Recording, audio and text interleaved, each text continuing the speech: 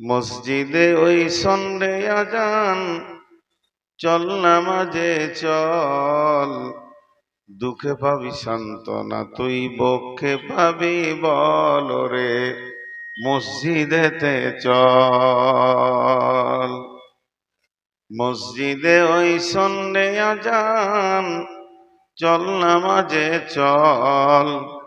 দুঃখে পাবি সান্ত্বনা তুই, বক্ষে পাবি বল রে, মসজিদেতে চল। মলিন মাটি লাগলো যা তোর দেহ মনের মাঝে, মলিন মাটি লাগলো যা তোর দেহ মনের মাঝে। সব হবে তুই যেই দাঁড়াবি রে যাই নামাজে। সব হবে সব তোর তুই যেই দাঁড়াবি রে যাই নামাজে। রোজগার যদি করবি রে তুই আখিরাতের ফসল রে, চল নামাজে চল। দুঃখে পাবি সান্ত্বনা তুই, বক্ষে পাবি বল রে, মসজিদেতে চল।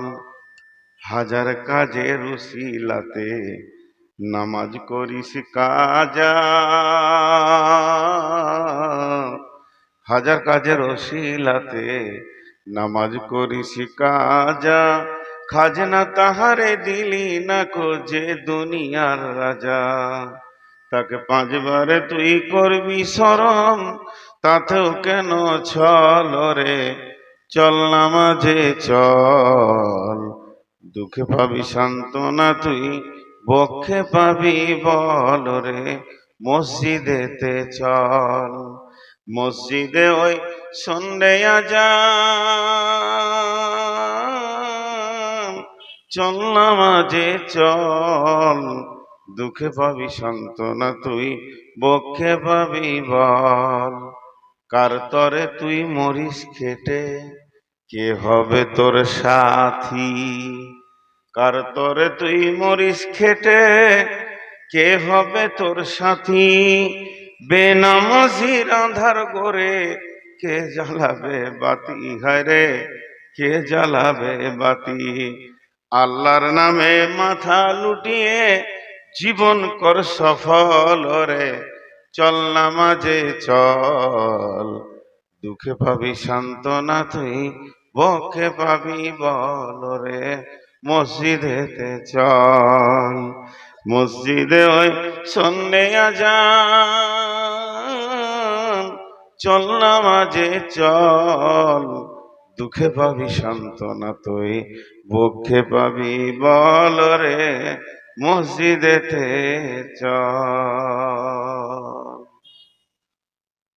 শ্রদ্ধেয় সুযোগ্য আজকের সবার সভাপতি, উপস্থিত আকাশের তারকা সাদৃশ্য আলেম ওলামা বৃন্দ, সামনে আমার দিনদার ইমানদার মুমিন ভাই সকল, পর্দা থেকে সুন্নেওয়ালি মোমেনা মা ও বোনেরা, প্রশংসা গুণগান স্তব স্তুতি ভালোবাসা তকদির হায়াত মত রুজি জান্নাত জাহান্নাম পুলসিরাত আখেরাত সবকিছুর মালিক আল্লাহ, যে মহান মুনিব আজকে আমাদের হাজার কর্মব্যস্ততার ভিতর দিয়েও দুদিন আগে প্রতিকূল আবহাওয়াকে আজকে অনুকূল করে দিয়ে কিছু কোরআন হাদিসের কথা শোনা এবং বলার তৌফিক এনায়েত করেছেন।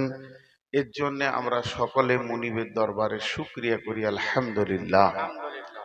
দরুদ ও সালাম বর্ষিত হোক আখিরি পয়গম্বর নবিকুল শিরোমণি ইমামুল আম্বিয়া নবী মুহাম্মদুর রাসূলুল্লাহ সাল্লাল্লাহু আলাইহি ওয়াসাল্লামের উপর। আল্লাহুম্মা আমিন, আল্লাহুম্মা সাল্লি আলাইহি, আল্লাহুম্মা বারিক আলাইহি।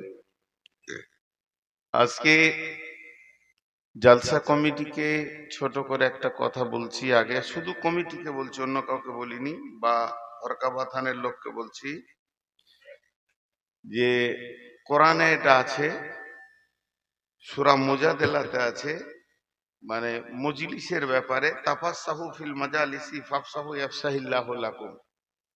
আল্লাহ রসুলকে এই আয়াত নাজিল করলেন, আল্লাহ রসুল এটা শুনিয়ে দিলেন যে মজলিসে বসতে গেলে তোমাদেরকে জমে বসতে হবে। যখন বলা হবে বসো, তখন সবাই বসে যাবে, আর যদি বলা হয় উঠো, তাহলে উঠে যাবে। তবে উঠতে বলবে কেন? উঠতে বলার কারণটা বলি।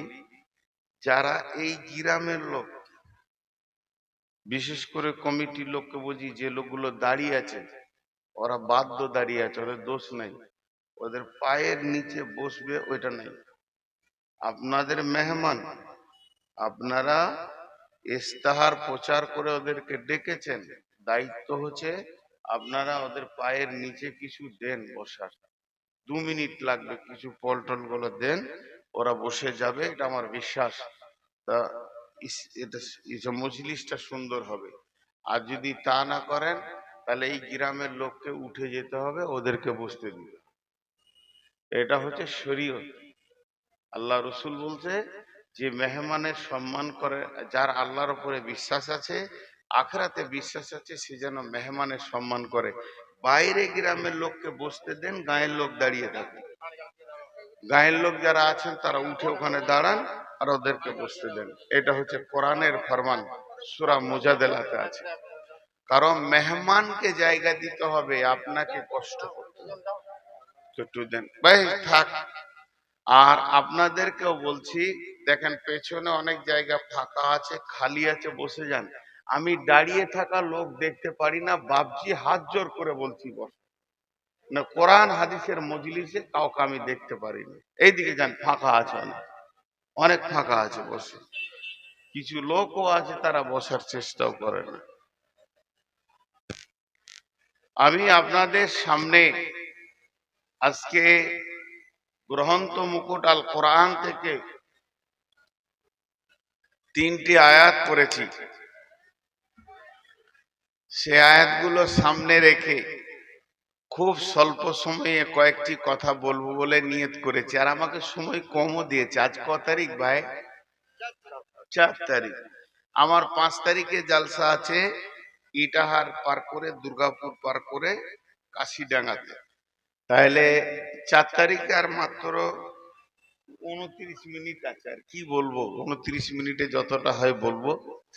তো আপনারা একটু ধৈর্য ধরেন। আমি গত পরশুদিন রক্তের পরীক্ষা করেছি আমার শরীরে। খালি পেটে সুগার 305, ভরা পেটে হচ্ছে 375। এই সুগারের রুগী। এবছর যতগুলো জালসার ডেট নিয়েছি, কমিটিকে খালি বলেছি আমি সুগারের রুগী, আমাকে আগে দিবেন। জি জি জি, আপনাকে 9টায় দিয়ে দেবো। আজকে আমাকে 9টায় তুলেছে, ইনশাল্লাহ 9:30 10টার মধ্যে শেষ করে দেবো। হ্যাঁ, হাসছেন কেন? আমি কি ভুল বলছি? 10:30 বললো, তাও ধৈর্য ধরলাম। 11টা পার হচ্ছে, তখন যে বলছে আপনি তৈরি হন, তো আমি বললাম 8 ঘন্টা লাগবে তৈরি হতে, 11:30টায় এসে।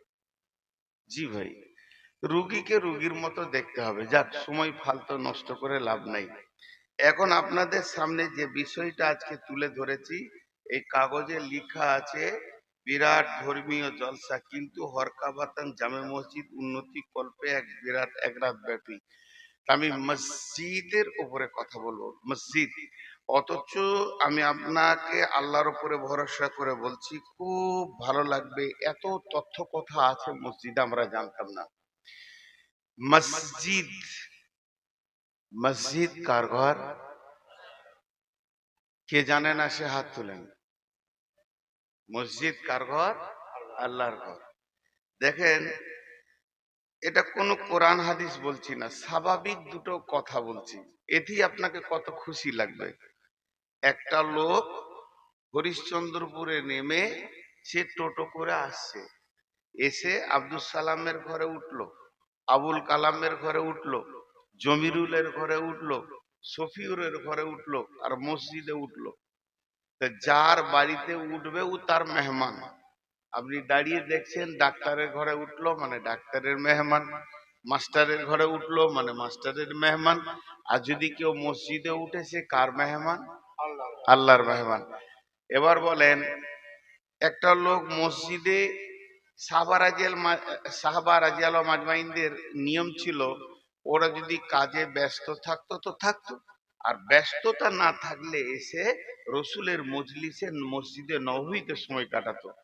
আপনাদেরকে বলছি, সাপোজ ধরেলেন সকালে কাজ টাজ করে দেখছেন একটু সময় আছে হাতে, তো মসজিদে বসি গা, কোথাও বসবো না, গাছতলায় বসবো না, চায়ের দোকানে বসবো না, আড্ডা দেবো না, তাসে বসবো না, লুডুতে বসবো না, মসজিদে বসি গা। মসজিদে ঢুকে দুগরিকাত তাহিয়াতুল নামাজ আছে, আপনি পড়লেন না, ওটা আপনার জন্য নফল, আপনি পড়লেন না সুন্নত নামাজ, কিন্তু শুধু হাত মুখ ধুয়ে চুপ করে বসে আছেন।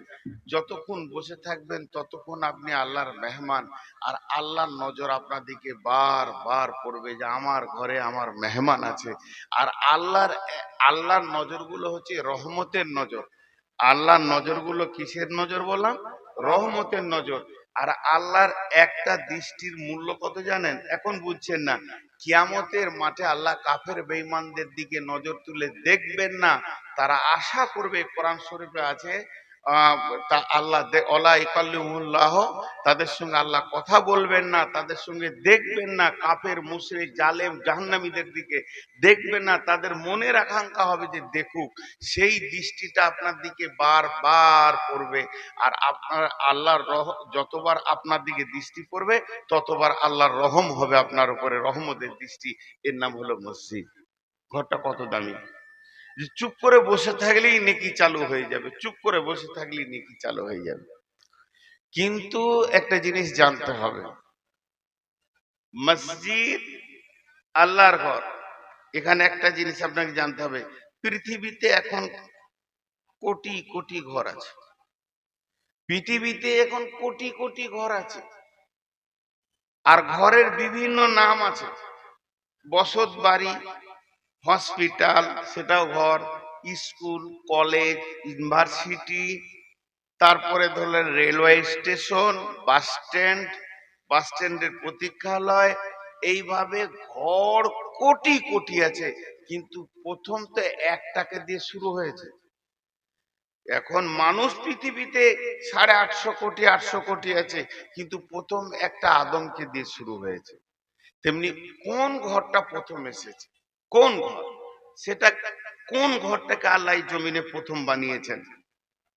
আল্লাহ কোরআনে বলছেন, বিসমিল্লাহির রহমানির রহিম, ইন্না আউওয়ালা বাইতিন উদিয়া লিন্নাসি লাল্লাযী বিবাক্কাতাম মুবারাকাও ওয়া হুদাল লিল আলামিন। আল্লাহ রাব্বুল আলামিন বলছেন, ইন্না আউওয়ালা বাইতিন, নিশ্চয়ই প্রথম ঘর হলো বিবাক্কাতাম মুবারাকা, পবিত্র মক্কা ভূমিতে, উজিয়ালিন নাসি, আমি মানুষের জন্য বানিয়েছি। ইন্না আউওয়ালা বাইতিন উজিয়ালিন নাসি লাল্লাযী বিবাক্কাতাম মুবারাকা ওয়া হুদাল লিল আলামিন, এবং আমি সেটা সারা পৃথিবীর মানুষের জন্য হেদায়েতের কেন্দ্রবিন্দু বানিয়েছি। তার মানে কাবা শরীফটা পৃথিবীর হলো প্রথম ঘর, আর ওইটা হলো 1 নম্বর ঘর। তখন 2 নম্বর ঘর কোনো ছিল না। ওটা বানানো হলো কখন? ইতিহাসের পাতাতে 2টি ডেট এসেছে। হযরতে আদম আলাইহিস সালামকে আল্লাহ জান্নাতে বানিয়েছেন যেদিন, কাবা শরীফ বানানো হয়েছে সেই দিন। কেউ বলছে হযরতে আদমকে যখন বানানো হয় পৃথিবীতে মানুষ নামে প্রাণীটা ছিল না, আর মানুষ ছাড়া ঘরে কেউ বাস করে না, একমাত্র মানুষ প্রাণীটা ঘর করে বাস করে। জিনের জন্য ঘর লাগে না, ফেরেশতার জন্য লাগে না, আর কোনো প্রাণীর জন্য লাগে না, মানুষ ঘর করে বাস করে। তাহলে পৃথিবীতে আদম এলুই না, ঘরের কোনো প্রয়োজন হবে না। হযরতে আদমকে যেদিন বানানো হয় তার 2500 বছর পূর্বে আল্লাহ মক্কা মুকাররমাতে, মক্কার নাম মক্কা, মক্কার নাম বাক্কা, মক্কার নাম বালাদ, মক্কার নাম বালাদ, এরকম মক্কার বিভিন্ন নাম দিয়ে আল্লাহ কোরআনে ডেকেছেন। এখানে বলেছেন বিবাক্কাতা মুবারাকা, পবিত্র ভূমি মক্কাতে আমার ঘরটা আমি বানালাম। আল্লাহর ঘরের দরকার আছে? আল্লাহর ঘরের দরকার আছে? আল্লাহর ঘরের দরকার নাই। আল্লাহর খাটের দরকার নাই, আল্লাহর বিছানার দরকার নাই। আল্লাহর আমাদের মতো আসবাবের তিনি মুখোপেক্ষী নন। তা আল্লাহ ক্লিয়ার করে দিলেন, ঘরটা আমার উজিয়ালিন নাস, মানুষের জন্য বানিয়েছি আমি, মানুষের জন্য বানিয়েছি। কেন? আমি তো ওদেরকে দুনিয়াতে দেখা দিব না জান্নাত ছাড়া, দুনিয়াতে কেউ দেখা পাবে না, হাসরের মাঠে একমাত্র আমাকে দেখতে পাবে রোজাদার, আমি তো তাছাড়া দেখা দিব না। তাহলে মানুষের যখন সমস্যা হবে, তারা কাঁদবে কোন দিকে? তাদের রুকুন একটা হতে হবে, তাদের সমস্ত মানুষের কাঁদা এবং তার মাবুদের দরজায় গিয়ে ভিক্ষা করার একটা জায়গা হতে হবে। এর জন্য আমি এটা বানিয়ে দিলাম উজি আলী নাস। এইবার ওই ঘর থেকে শুরু হলো মসজিদে নববী, মসজিদে কুবা, এই হতে হতে হতে হতে সারা পৃথিবীর বুকে আল্লাহর ঘরে পরিপূর্ণ হয়ে গেল। ওই ঘরের একটা ঘর হরকা বাথানে এসে হাজির হয়ে গেছে, আপনাদের জামে মসজিদ। এই ঘরটা হলো আল্লাহর। আল্লাহ তাবারাক ওয়া তাআলা সূরা জিনের মধ্যে বলছেন, ওয়া আন্না মাসাজিদা লিল্লাহি ওয়া আন্নাল মাসাজিদা লিল্লাহি ফালা তাদউ মাল্লাহি আহাদা। মসজিদ হলো আল্লাহর ঘর। এই আল্লাহর ঘরে ঢুকে অন্য কাউকে ডাকা যাবে না। আল্লাহর ঘরে যখন তুমি ঢুকে যাবে, কাকে ডাকবে? আল্লাহকে ডাকবে। মসজিদ আল্লাহর ঘর। হাজি ভাই, একজনা গোটায় মসজিদটা বানিয়ে দিয়েছে 1 কোটি টাকা দিয়ে, একজনা জায়গা দিয়েছে, আর যে আজানটা চালু হয়ে গেল, মসজিদ চালু হয়ে গেল, আর কারো দাবি নাই ঘর আল্লাহ। যে 1 পয়সা দেয়নি তারও মসজিদে যেমন হক, আর যে ঢেরি টাকা দিয়েছে তারও মসজিদে সেরকম হক। মসজিদ আল্লাহর ঘর। যত সময় যাবে, যত সময় যাবে তত ভালো লাগবে, আরো তথ্য কথা আসবে। শুধু আপনাদের সবর, 10টা মিনিট সবর করেন, বেশি বলছি না, তারপর আপনারা উঠে চলে যাবেন। তো মসজিদ আল্লাহর ঘর। এই ঘরে একমাত্র আল্লাহকেই ডাকা হবে, অন্য কাউকে ডাকা যাবে না। আল্লাহ খুশি হন। হাজি ভাই, মসজিদ কত দামি। বিশ্বনবী বলছেন, বিসমিল্লাহির রহমানির রহিম, وعن ابن عباس رضي الله تعالى عنه قال قال رسول الله صلى الله عليه وسلم من بنى لله مسجدا بنى الله له بيتا في الجنة। কেউ যদি পৃথিবীতে মসজিদ বানিয়ে যায়, কেউ যদি পৃথিবীতে মসজিদ তৈরি করে, কেউ যদি পৃথিবীতে মসজিদের পেছনে মেহনত করে সুন্দর একটা মসজিদ বানায়, বানালো সে পৃথিবীর মাটিতে, মালদার মাটিতে, দুনিয়ার জমিনে, এর পরিবর্তে সে কি পাবে? তার জন্য আল্লাহ জান্নাতের ভিতরে একটা ঘর বানিয়ে দেবে। বানাল্লাহু লাহু বাইতান ফিল জান্নাতি। মসজিদ কত দামি। মসজিদকে আমরা হেলা ফেলা মনে করি। জানেন, আমাদের মসজিদের গুরুত্ব দিলে নাই। ওগুলো দিকে রাখেন, সবার আলোচনা, কেউ লিবে না, রাখেন। ধ্যানের সঙ্গে শুনেন, একজনের গরু মসজিদে ঢুকে গেছে।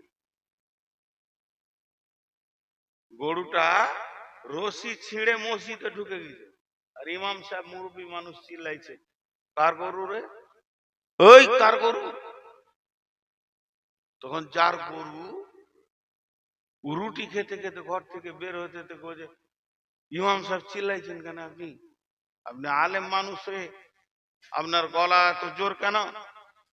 আস্তে কথা বলেন। গরু ঢুকেছে দেখিস নাই? তোকে হুঁশ আছে? গরু কার? বলছে আমার। তো ঘুরিয়ে ইমাম সাহেব বলছে, আপনার হুঁশ আছে? কেন? বলে গরু তো ঢুকে গেছে, কি করব? আমি কোনোদিন ঢুকি? গরু শালা হুঁশ নাই ঢুকে গেছে, আমি ঢুকি, ইমাম সাহেব যে মাথা করে ঠুমবো রে, তুই তো গরুর থেকেও খারাপ, গরু তাও আল্লাহর ঘর ঢুকেছে। এরা আমার আল্লাহ তাবারাক ওয়া তাআলা তার মসজিদের ব্যাপারে কোরআনে অনেক আয়াত নাজিল করেছে। এখন একটা আয়াত পড়ব, আপনাদের জন্য এটা প্রশ্নে তৈরি হয়ে যাবে। আজই ব্যাপারটা ওখানে থাকলে কি বরকত হবে নাকি? তাহলে আড়াল হয়ে যাচ্ছে লোকগুলো। বিসমিল্লাহির রহমানির রহিম। والذين اتخذوا مسجدا جرارا وكفرا تفريقا بين المؤمنين وإرصادا لمن حارب الله ورسوله من قبل ولا يحلفن إن أردنا إلا الحسنى والله يشهد إنهم لكاذبون। আপনাদেরকে এবারে উল্টা লাগবে, উলঝান। আমি গিয়েছিলাম নেপাল বর্ডারে, বদরুদ্দোজান্নাত বীর বাপের গ্রাম, আর এই বায়ানটা শুরু করেছি তো একজন আলিম থাকতে না ফিরে বলছে ক্যা উলঝান পয়দা কর রহে হো, কি উল্টো পাল্টা বলছে। আল্লাহর নবী, বিশ্ব নবী, আখিরি নবী, নবীদের নবী, রাহমাতুল লিল আলামিন, সাফিউল মুজলামিন, যিনি ছিলেন খায়রুল বাশার, তিনি হচ্ছেন রহমাতুল লিল আলামিন। এত দামি মানুষ পৃথিবীতে আর দ্বিতীয় কেউ নাই। আল্লাহর পরে পরে যার স্থান, ওই লোকটি মসজিদে যাওয়ার জন্য উঁচু করে রেডি হয়ে আছে, এবার মসজিদে যাবে। এমন সময় জিবরাইল আমিন এসে রসুলের সামনে দাঁড়িয়ে গিয়ে বলছেন লা তাকুম ফিহি আবাদা, নবী হে, আপনার মতো নবী দামি ব্যক্তিটা মসজিদে পা দেবেন না। পৃথিবীর মাটিতে ওটা এত জঘন্য মসজিদ, আপনাকে পা দিতে দেওয়া হবে না। আল্লাহ তাবারাক ওয়া তাআলা আমাকে এক্ষুনি বলল যাও আমার নবীকে আটকিয়ে দাও, নবী যেন মসজিদে পা না দেয়। তাই আমি জিবরাইল এলাম, খবরদার আপনাকে মসজিদে যেতে দেওয়া হবে না।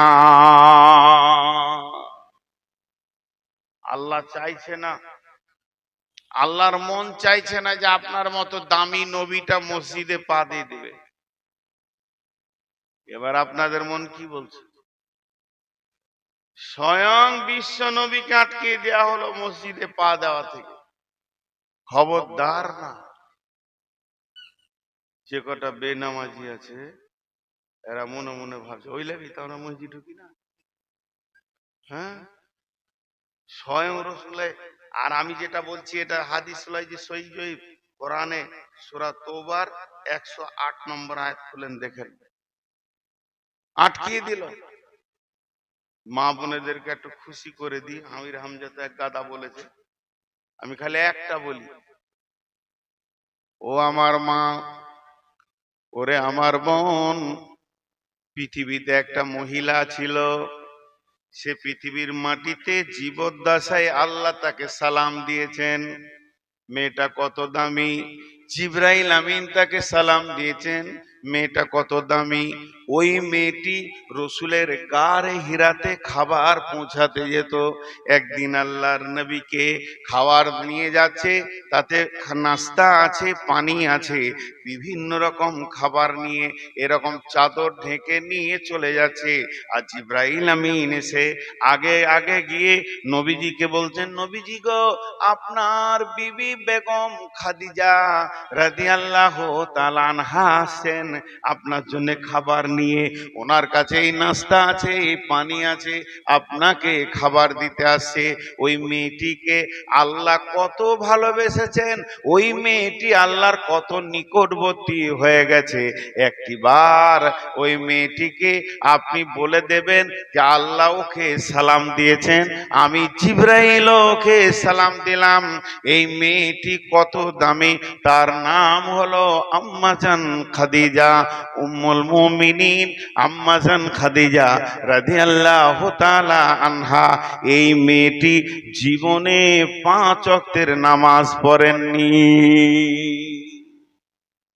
রসুলের বিবি নামাজ পড়েননি, তাহলে মহিলাগুলোও খুশি হয়ে গেল। হ্যাঁ, আল্লাহ রসুল মসজিদ ঢুকে থেকে আটকানো হলো, তাহলে আমরা ঢুকলাম না। আর রসুলের বিবি যাকে আল্লাহ সালাম দিচ্ছে সে জীবনে 5 ওয়াক্ত নামাজ পড়েনি, তাহলে মেয়েদেরও নামাজ মাফ হয়ে গেল। তাহলে দুটো লাইসেন্স হয়ে গেল, আর তো চিন্তা নেই। কিন্তু এই দুটা কথা চাপা থাক, 2-5 মিনিটের জন্য জমা রেখে দেন, 2-5 মিনিট, বেশি সময় নেব না। মাঝে একটা কথা বলবো, ইতিহাস। ইতিহাস নামে একটা সাবজেক্ট আছে, প্রাইমারি স্কুল থেকে নিয়ে, হাই স্কুল থেকে নিয়ে, কলেজ থেকে নিয়ে বিশ্ববিদ্যালয় পর্যন্ত পড়ানো হয়। আর আরবি লাইনে মক্তব থেকে নিয়ে, মাদ্রাসা থেকে নিয়ে আল জামিয়া পর্যন্ত ইতিহাস পড়ানো হয়। আর যদি ইতিহাসটা খোঁজেন সব জায়গায় পাবেন। ইতিহাস মানুষের কি কাজে লাগে? ইতিহাস মানুষের কোনো কাজে লাগে? কখন সম্রাট আকবর বাবর কি করে গেছে ওটা শুনে আমার কি হয়? আজ 2000 বছর আগে কি হয়েছে ওটা শুনে কি লাভ আছে? হাসি ভাই, এখন সামান্য আমি আর আপনাদের কোন একটা ব্যক্তি ঝগড়া করেছি 3 দিন আগে, 10 দিন আগে, আপনাদের ইমাম সাহেব আর আমি খুব ঝগড়া করেছি। এত ঝগড়া, ও আমাকে গায়ে হাত তুলেছে, ওর গায়ে আমি হাত তুলেছি, আজকে বিচার। শিক্ষিত 10টা 20টা লোক মুরব্বী বসেছে, 2 জনকে নিয়ে এসে জিজ্ঞাসা করছে, তা আমি বলছি ও আমাকে এই বললে কেন, তখন বলছে আমাকে মারলে কেন। সমাজের লোক বলবে ছাড়ো, যেটা ঘটে গেছে কথাটা তুলে লাভ নাই, আগামীতে ভালো করে চলো, এইটা বেশি দরকার। পুরাতন কথাকে টানতে গেলে সমস্যার সমাধান হবে না। তাহলে ইতিহাস কোনো লাভ আছে বলেন? নাই, লাভ নাই। তাহলে আপনারা স্বীকার করলেন, আজকে আমাকে 2 লাখ টাকা ধার দেন, কালকে চাইতে গেলে বলবো যা ঘটে গেছে ছেড়ে দাও, দেন। পুরাতন নিয়ে যদি লাভ না থাকে 5 লাখ টাকা ধার দিয়ে দেন, 5 দিন পর বলবো বলছে আমার টাকাটা, যেটা ঘটে গেছে ওটা ছেড়ে দাও জি, পুরাতন জিনিস টানো কেন? জি, ইতিহাস 4টা কাজ করে গুনেলেন, এটা ব্রেনে ভরেলেন আজকে। ইতিহাস গোটা কোরআনটাকে যদি ছালনি দিয়ে ছাঁকা যায় তো 10 পারা খালি ইতিহাস আছে। 2 রকম ইতিহাস, একটা ইতিহাসের নাম কালো আর একটা সোনালী। একটা ইতিহাস আছে নবীদের, আর একটা আছে ফিরাউন হামান, এরাও কোরআনে জায়গা পেয়েছে, এদের ইতিহাসগুলো হচ্ছে নোংরা। ইতিহাস 4টা কাজ করে, ইতিহাস 4টা কাজ করে, এক এক করে গুনেলেন। বিশেষ করে যারা ছেলে মানুষ মাথাতে ভরেলেন। আল্লাহর হস্তে বলছি, ধীরে ধীরে বলছি। 1 নম্বর, ইতিহাস ভবিষ্যৎকে সাবধান করে। যখন আপনি ফেরাউনের ইতিহাস পড়বেন, যখন আপনি হামানের ইতিহাস পড়বেন, সাদ্দাতের ইতিহাস পড়বেন, উবাই ইবনে খালফের ইতিহাস পড়বেন, আবু জাহেলের ইতিহাস পড়বেন, তখন আপনার দিল আপনাকে বলবে বেশি উচ্ছৃঙ্খল হোস না, বেশি বাড়াবাড়ি করে লাভ নাই। কত বড় বড় মাস্তান মাটির নিচে চলে গেছে, তুই অত বড় মাস্তান হতে পারবি না। তাহলে ইতিহাসে যখন খারাপ লোকদের ইতিহাসগুলো পড়বেন, আপনার ভবিষ্যৎটা ভালো হবে। আপনি রাস্তাটা খুঁজে নেবেন, নোংরা রাস্তায় যাব না। আজও তাদের ইতিহাস এখানে রয়েছে, আমি ভালো রাস্তায় যাব, আমি খারাপ রাস্তায় যাব না। বন্ধুরে, ইতিহাস কোনোদিন মরে না। মানুষ মরে যায়, ইতিহাস মরে না। মানুষ মরে যায়, ইতিহাস মরে না। আপনার গ্রামে একটা ডাকাত ছিল, তার নাম হচ্ছে কালু ডাকাত কিংবা কবির ডাকাত, সে মারা গেছে, আজ থেকে 100 বছর হয়ে গেল, মানুষের মুখে মুখে তার ডাকাতের নামটা আছে। আর রাস্তার ধারে যদি তার কবর থাকে, আপনি কালকে মেয়ের বিয়ে দিয়েছেন, পরশুদিন আপনার বিয়ায় বেড়াতে এসেছে, বিয়াইকে নিয়ে চা খেতে চললেন হরিশ্চন্দ্রপুর, একটু ঘুরতে চললেন, যখনই কবরের পাশ দিয়ে পার হবেন, চট করে বলবেন এটা কালু ডাকাতের কবরটা। কালু ডাকাতের হাড় হাড্ডি মিশে যাবে, ইতিহাস কোনোদিন মিটবে না। কখন ফেরাউন কি করেছে আজও ইতিহাস জলজল করে জ্বলছে। এর জন্য বলা হচ্ছে ইতিহাস ভবিষ্যৎকে সাবধান করে। 2 নম্বরে হচ্ছে ইতিহাস ভবিষ্যতের প্রেরণা জমায়। যখন দামি লোকের ইতিহাস পড়বেন, সাহাবীদের ইতিহাস পড়ব, যখন দামি লোকের ইতিহাস পড়ব, বড় বড় কবি সাহিত্যিক বিজ্ঞানীদের ইতিহাস ছেলেদেরকে এই জন্য পড়ানো হয়, তারা দুনিয়াতে ভালো নাম রেখে চলে গেছে, মানুষ তাদেরকে এখনো স্মরণ করে। এখনই যদি সাহাবীদের ইতিহাস বলতে লাগে, আপনার আমার চোখের পানি অঝর নয়নে বার হবে, তাহলে তখন আপনার মন বলবে আমার ছেলেটা যদি ওই রকম মানের মানুষ হতো তো ভালো হতো, আমি যদি ওই রকম মানের মানুষ হতাম তো ভালো হতাম। ইতিহাস ভবিষ্যতের প্রেরণা জমায়। 2টা হয়ে গেল। 3 নম্বর, ইতিহাস বড় নিষ্ঠুর, ইতিহাস কাউকে মাফ করতে পারে না। আমি এখানে গোটা বোর্ডে লিখতে লিখতে লিখতে লিখতে লিখতে গোটা বোর্ডটাকে লিখে শেষ করে দিব, ডাস্টার আসবে এরকম করে মুছে দিয়ে চলে যাবে। এ পৃথিবী আমার আসল ঠিকানা নয়, মত একদিন মুছে দিবে হায় সকল রঙিন পরিচয়। পৃথিবীতে যত কিছু লিখবেন মুছে দেয়া যাবে, কিন্তু ইতিহাস মুছা যাবে না। মানুষ মরে গেল, ইতিহাস মরে না, বড় নিষ্ঠুর। 3টে হলো। 4 নম্বর, ইতিহাস কি করে মানুষের পরিস্থিতিকে কন্ট্রোল করে, মানুষের পরিস্থিতিকে কন্ট্রোল করে। মা আমার, বোন আমার, খালা আমার, একটু আগে বললাম রসুলের বিবি 5 ওয়াক্তের নামাজ পড়েনি। রসুলের বিবি একমাত্র বিবি যিনি আল্লাহর সালাম পেয়েছেন। এত দামি মেয়েটা কোনদিন 5 ওয়াক্তের নামাজ পড়েনি। এখন লোক বলবে তা কি করে হয়, আপনাদের মন বলছে তা কি করে হয়, এটা কোনোদিন হতেই পারে না। জি হ্যাঁ, তার মানে হচ্ছে হযরতে খাদিজার কবর আছে কোথায়? খাদিজার কবর আছে মক্কা মুকাররমাতে, বাকি বিবিদের কবর আছে মদিনা মুনাওয়ারাতে। ইতিহাস বলছে খাদিজা যেদিন মারা যায় তার 2 থেকে 2.5 বছর পর রসুলের সাবে মেরাজ হয়। মেরাজের রাত্রিতে আল্লাহর কাছে তিনি যান, আর ওই রাত্রিতে 5 ওয়াক্তের নামাজটা আমাদের কাছে আসে।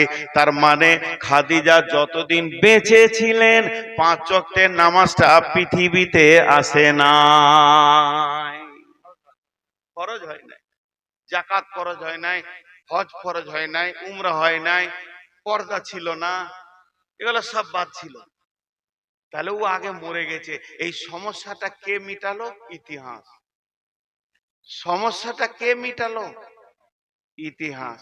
তাহলে আল্লাহ রসুলকে মসজিদ থেকে রুখা হলো কেন? এর পেছনে একটা ঘটনা লুকিয়ে আছে। মসজিদে রসুলকে পা দিতে দেওয়া হচ্ছে না, হ্যাঁ, মসজিদে রসুলকে পা দিতে দেওয়া হচ্ছে না, এর পেছনে ইতিহাস আছে। বলি মসজিদ এমন একটা জিনিস, মসজিদ একটা এমন জিনিস। ইতিহাসটা কি? আল্লাহ রসুলের নবুয়তি জিন্দেগি 23 বছর, 10 থেকে 11 বছর মক্কায় ছিলেন, 11 থেকে 12 বছর মদিনায় ছিলেন। এর জন্য নবীকে নবী মক্কি বলা হয়, নবী মাদানী বলা হয়। বিশ্ব নবী 23 বছর নবুয়তি জিন্দেগিটা, 23 বছর নবুয়তি জিন্দেগিটা, যেদিন থেকে নবী হয়েছেন 40 বছর বয়সে, 63 বছর বয়সে উনি মারা গেছেন। এই 23 বছরের নবুয়তি জিন্দেগিটা আল্লাহ দুই জায়গায় কাটিয়েছেন। 10 থেকে 11 বছর মক্কায়, 11 থেকে 12 বছর মদিনায়। তার জন্য নবী মাক্কি, নবী মাদানী। যেদিন নবী মদিনা চলে এলেন, রাতের আঁধারে মদিনা মানওয়ারায় পৌঁছে গেলেন, হিজরতের হুকুম হয়ে গেল। আল্লাহ রসুল ওখান থেকে বেরিয়ে গেলেন। আল্লাহ বললেন, ইজরমাইতা ওমা রমাইতা ওয়ালাকিন্নাল্লাহ হারামা। হে নবী, তুমি তো বালি ছুড়নি, তুমি খালি মাত্র হাত দিয়েছো, আমি আল্লাহ কাফেরের চোখ দিয়ে পৌঁছে দিয়েছিলাম। বিশ্ব নবী মক্কা থেকে মদিনা মানওয়ারা চলে এলেন। যখন মদিনাতে রসুল আসলেন, তো মদিনার লোক, ছেলে মেয়ে বাচ্চা বুড়া জোয়ান, রসুলকে ছাড়া কিছু বুঝে না, পাগলা দেওয়ানা। ওরা যে কাজ করবে রসুলকে শুনাইছে, এটা করব, ওইটা জায়গা যাব, এটা করব। রসুলকে এত ভালোবাসছে, কলিজাটা চাইলে দিয়ে দিবে। করেছেও তাই। তালহা 180টা তীর খেলো রসুলকে বাঁচাতে গিয়ে। তাহলে এত ভালোবাসা। ঘটনা হয়ে গেল কি, মদিনাতে যারা নেতা ছিল, এতদিন যারা মাস্তানি করে খেয়েছিল, ওদের দামটা কমে গেল। তখন ওরা বলতে লাগলো, রে ই তো কোথা থেকে উড়ে এসে বসলো, সমস্ত ইজ্জত একাই লুটে নিলে, একাই লুটে নিলে। একটু সবর করেন, ইতিহাসটা শুনেন।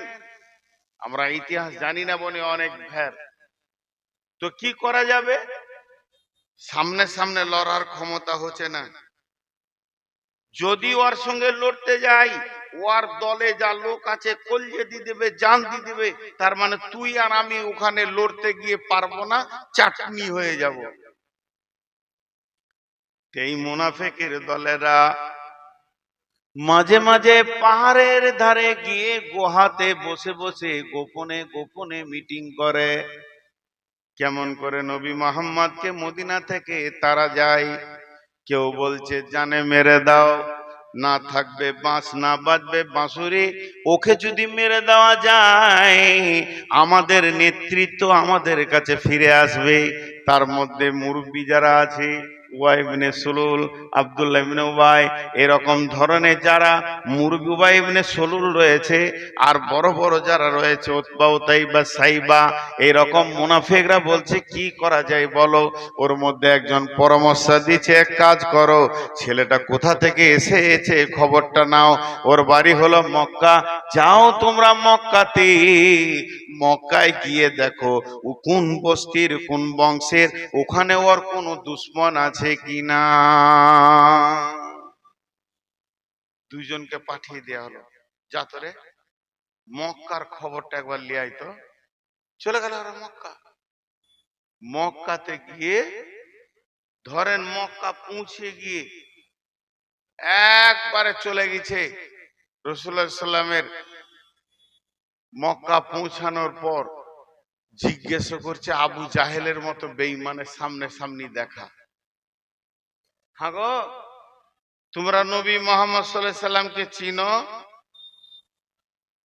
এই তোমরা রাস্তাটা একবার ছেড়ে দাও, তাড়াতাড়ি পার হয়ে যাক। এই ড্রাইভার হর্ন বাজাবে না, আস্তে আস্তে চলে যাও, ছেড়ে দাও তাড়াতাড়ি, গাড়িটা গেলে আমার সুবিধা হবে।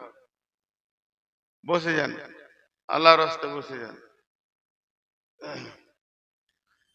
এইদিকে তাকান, একবারে গেছে গেছে কোনো মুসলমানের কাছে নাই, এক বেঈমানের সঙ্গে দেখা। নবী মোহাম্মদকে চিনো? আব্দুল্লাহর বেটা? বলে হ্যাঁ। ওকে খুঁজছি, কাটবো কাটবো। ও লুকিয়ে পালিয়েছে, ওকে খুঁজে আমরা পেরেশান, গেছে কোথাও। তখন এদের কলিজাটা বড় হচ্ছে আর ফিক করে হাসছে, ওরে অত দুশ্মনের ঢেড়ি লেগে আছে এখানে। এরপরে করলো কি, ও মদিনায় ফিরে চলে গেল। আবার ওদের গোপনে মিটিং বসে গেল। মিটিং আলোচনা হচ্ছে, কি খবর বলো?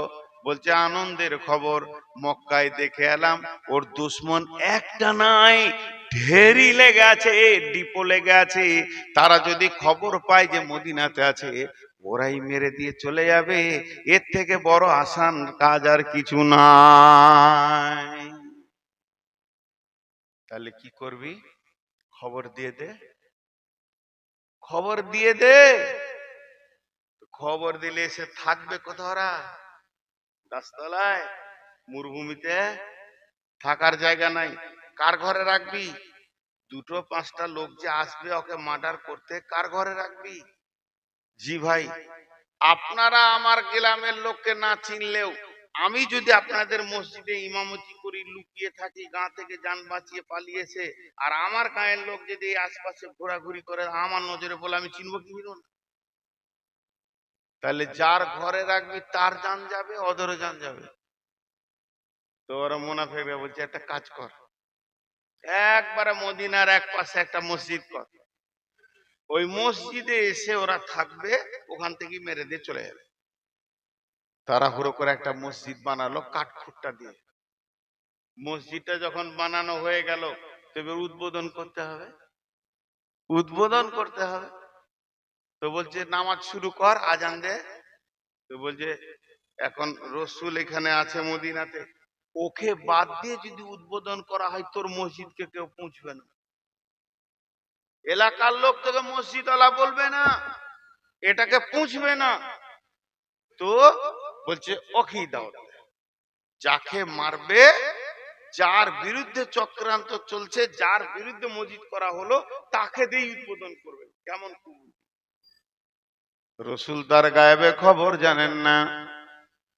বেঈমানরাকে মুনাফিকরা বলল, ইয়া রাসূলুল্লাহ, আমরা একটা মসজিদ বানিয়েছি। বলে কোথায়? পূর্ব দক্ষিণ কোণে মদিনার এক বাইরে। রসুলের দিলটা বড় হলো, বাবা বাবা, বড় সুন্দর কাজ করেছো।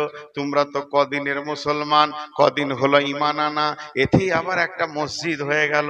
বাহবা বাহবা, অনেক রকম করে বাহাদিরি দিল। তারপরে বলছি, ইয়া রাসূলুল্লাহ, ওই মসজিদটা আপনাকে কি উদ্বোধন করে দিতে হবে। ওই মসজিদটা উদ্বোধন আপনারা করে দেবেন, আর আমি নামাজ আমরা শুরু করে দিব। 5 ওয়াক্তের নামাজ ওখানে পড়বো, ওটা 5 ওয়াক্তের মসজিদ বানাবো। আর জুমার দিনে সেই মসজিদে নববীতে আপনার পেছনে নামাজ পড়ে নিব। রাসূল বললেন, ঠিক আছে চলো, আমি রেডি হয়ে গেলাম। আল্লাহর নবী ওই মসজিদটা উদ্বোধনের জন্য, মসজিদ যেতে গেলে যেমন গোসল করতে হয়, উজু করতে হয়, সমস্ত কাজ রেডি করে, পায়জামা পাঞ্জাবি পরে যেমন মসজিদ রেডি হয়ে যায়, বিশ্বনবী মসজিদের প্রস্তুতি নিয়ে যেমন প্রয়োজন ওই রকম রেডি হয়ে বেরিয়ে যাবে। আর বেরোতে যাবে, এমন সময় জিবরাইল আমিন এসে বললেন, লা তাকুম ফিহি আবাদা ইয়া রাসূলুল্লাহ, ওই মসজিদে আপনার পা দেওয়া চলবে না, ওই মসজিদে আপনি পা দেবেন না। এবার গোপন খবরটা খুলে দিল। কি বলল? বিসমিল্লাহির রহমানির রহিম, ওয়াল্লাযীনা ইত্তাখাযু মাসজিদান জিরারা ওয়া কুফরা তাফরীকাম বাইনাল মুমিনি ওয়া ইরসাদাল লিমান হারাবাল্লাহা ওয়া রাসূলাহু মিন ক্বাবলু ওয়া লা ইয়াহলিফুন্না ইন আরাদনা ইল্লাল হুসনা ওয়াল্লাহু ইয়াশহাদু ইন্নাহুম লাকাযিবুন। নবী হে, ওই মসজিদটা ঈমানদারির কারণে হয়নি, আল্লাহর ভয়ের জন্য হয়নি, তাকওয়া পরহেজগারিতে হয়নি। মসজিদটা হয়েছে কুফরির তাড়নায়, আপনার ওপরে জিদের বশীভূত করে করেছে, এটা হিংসা করে করেছে।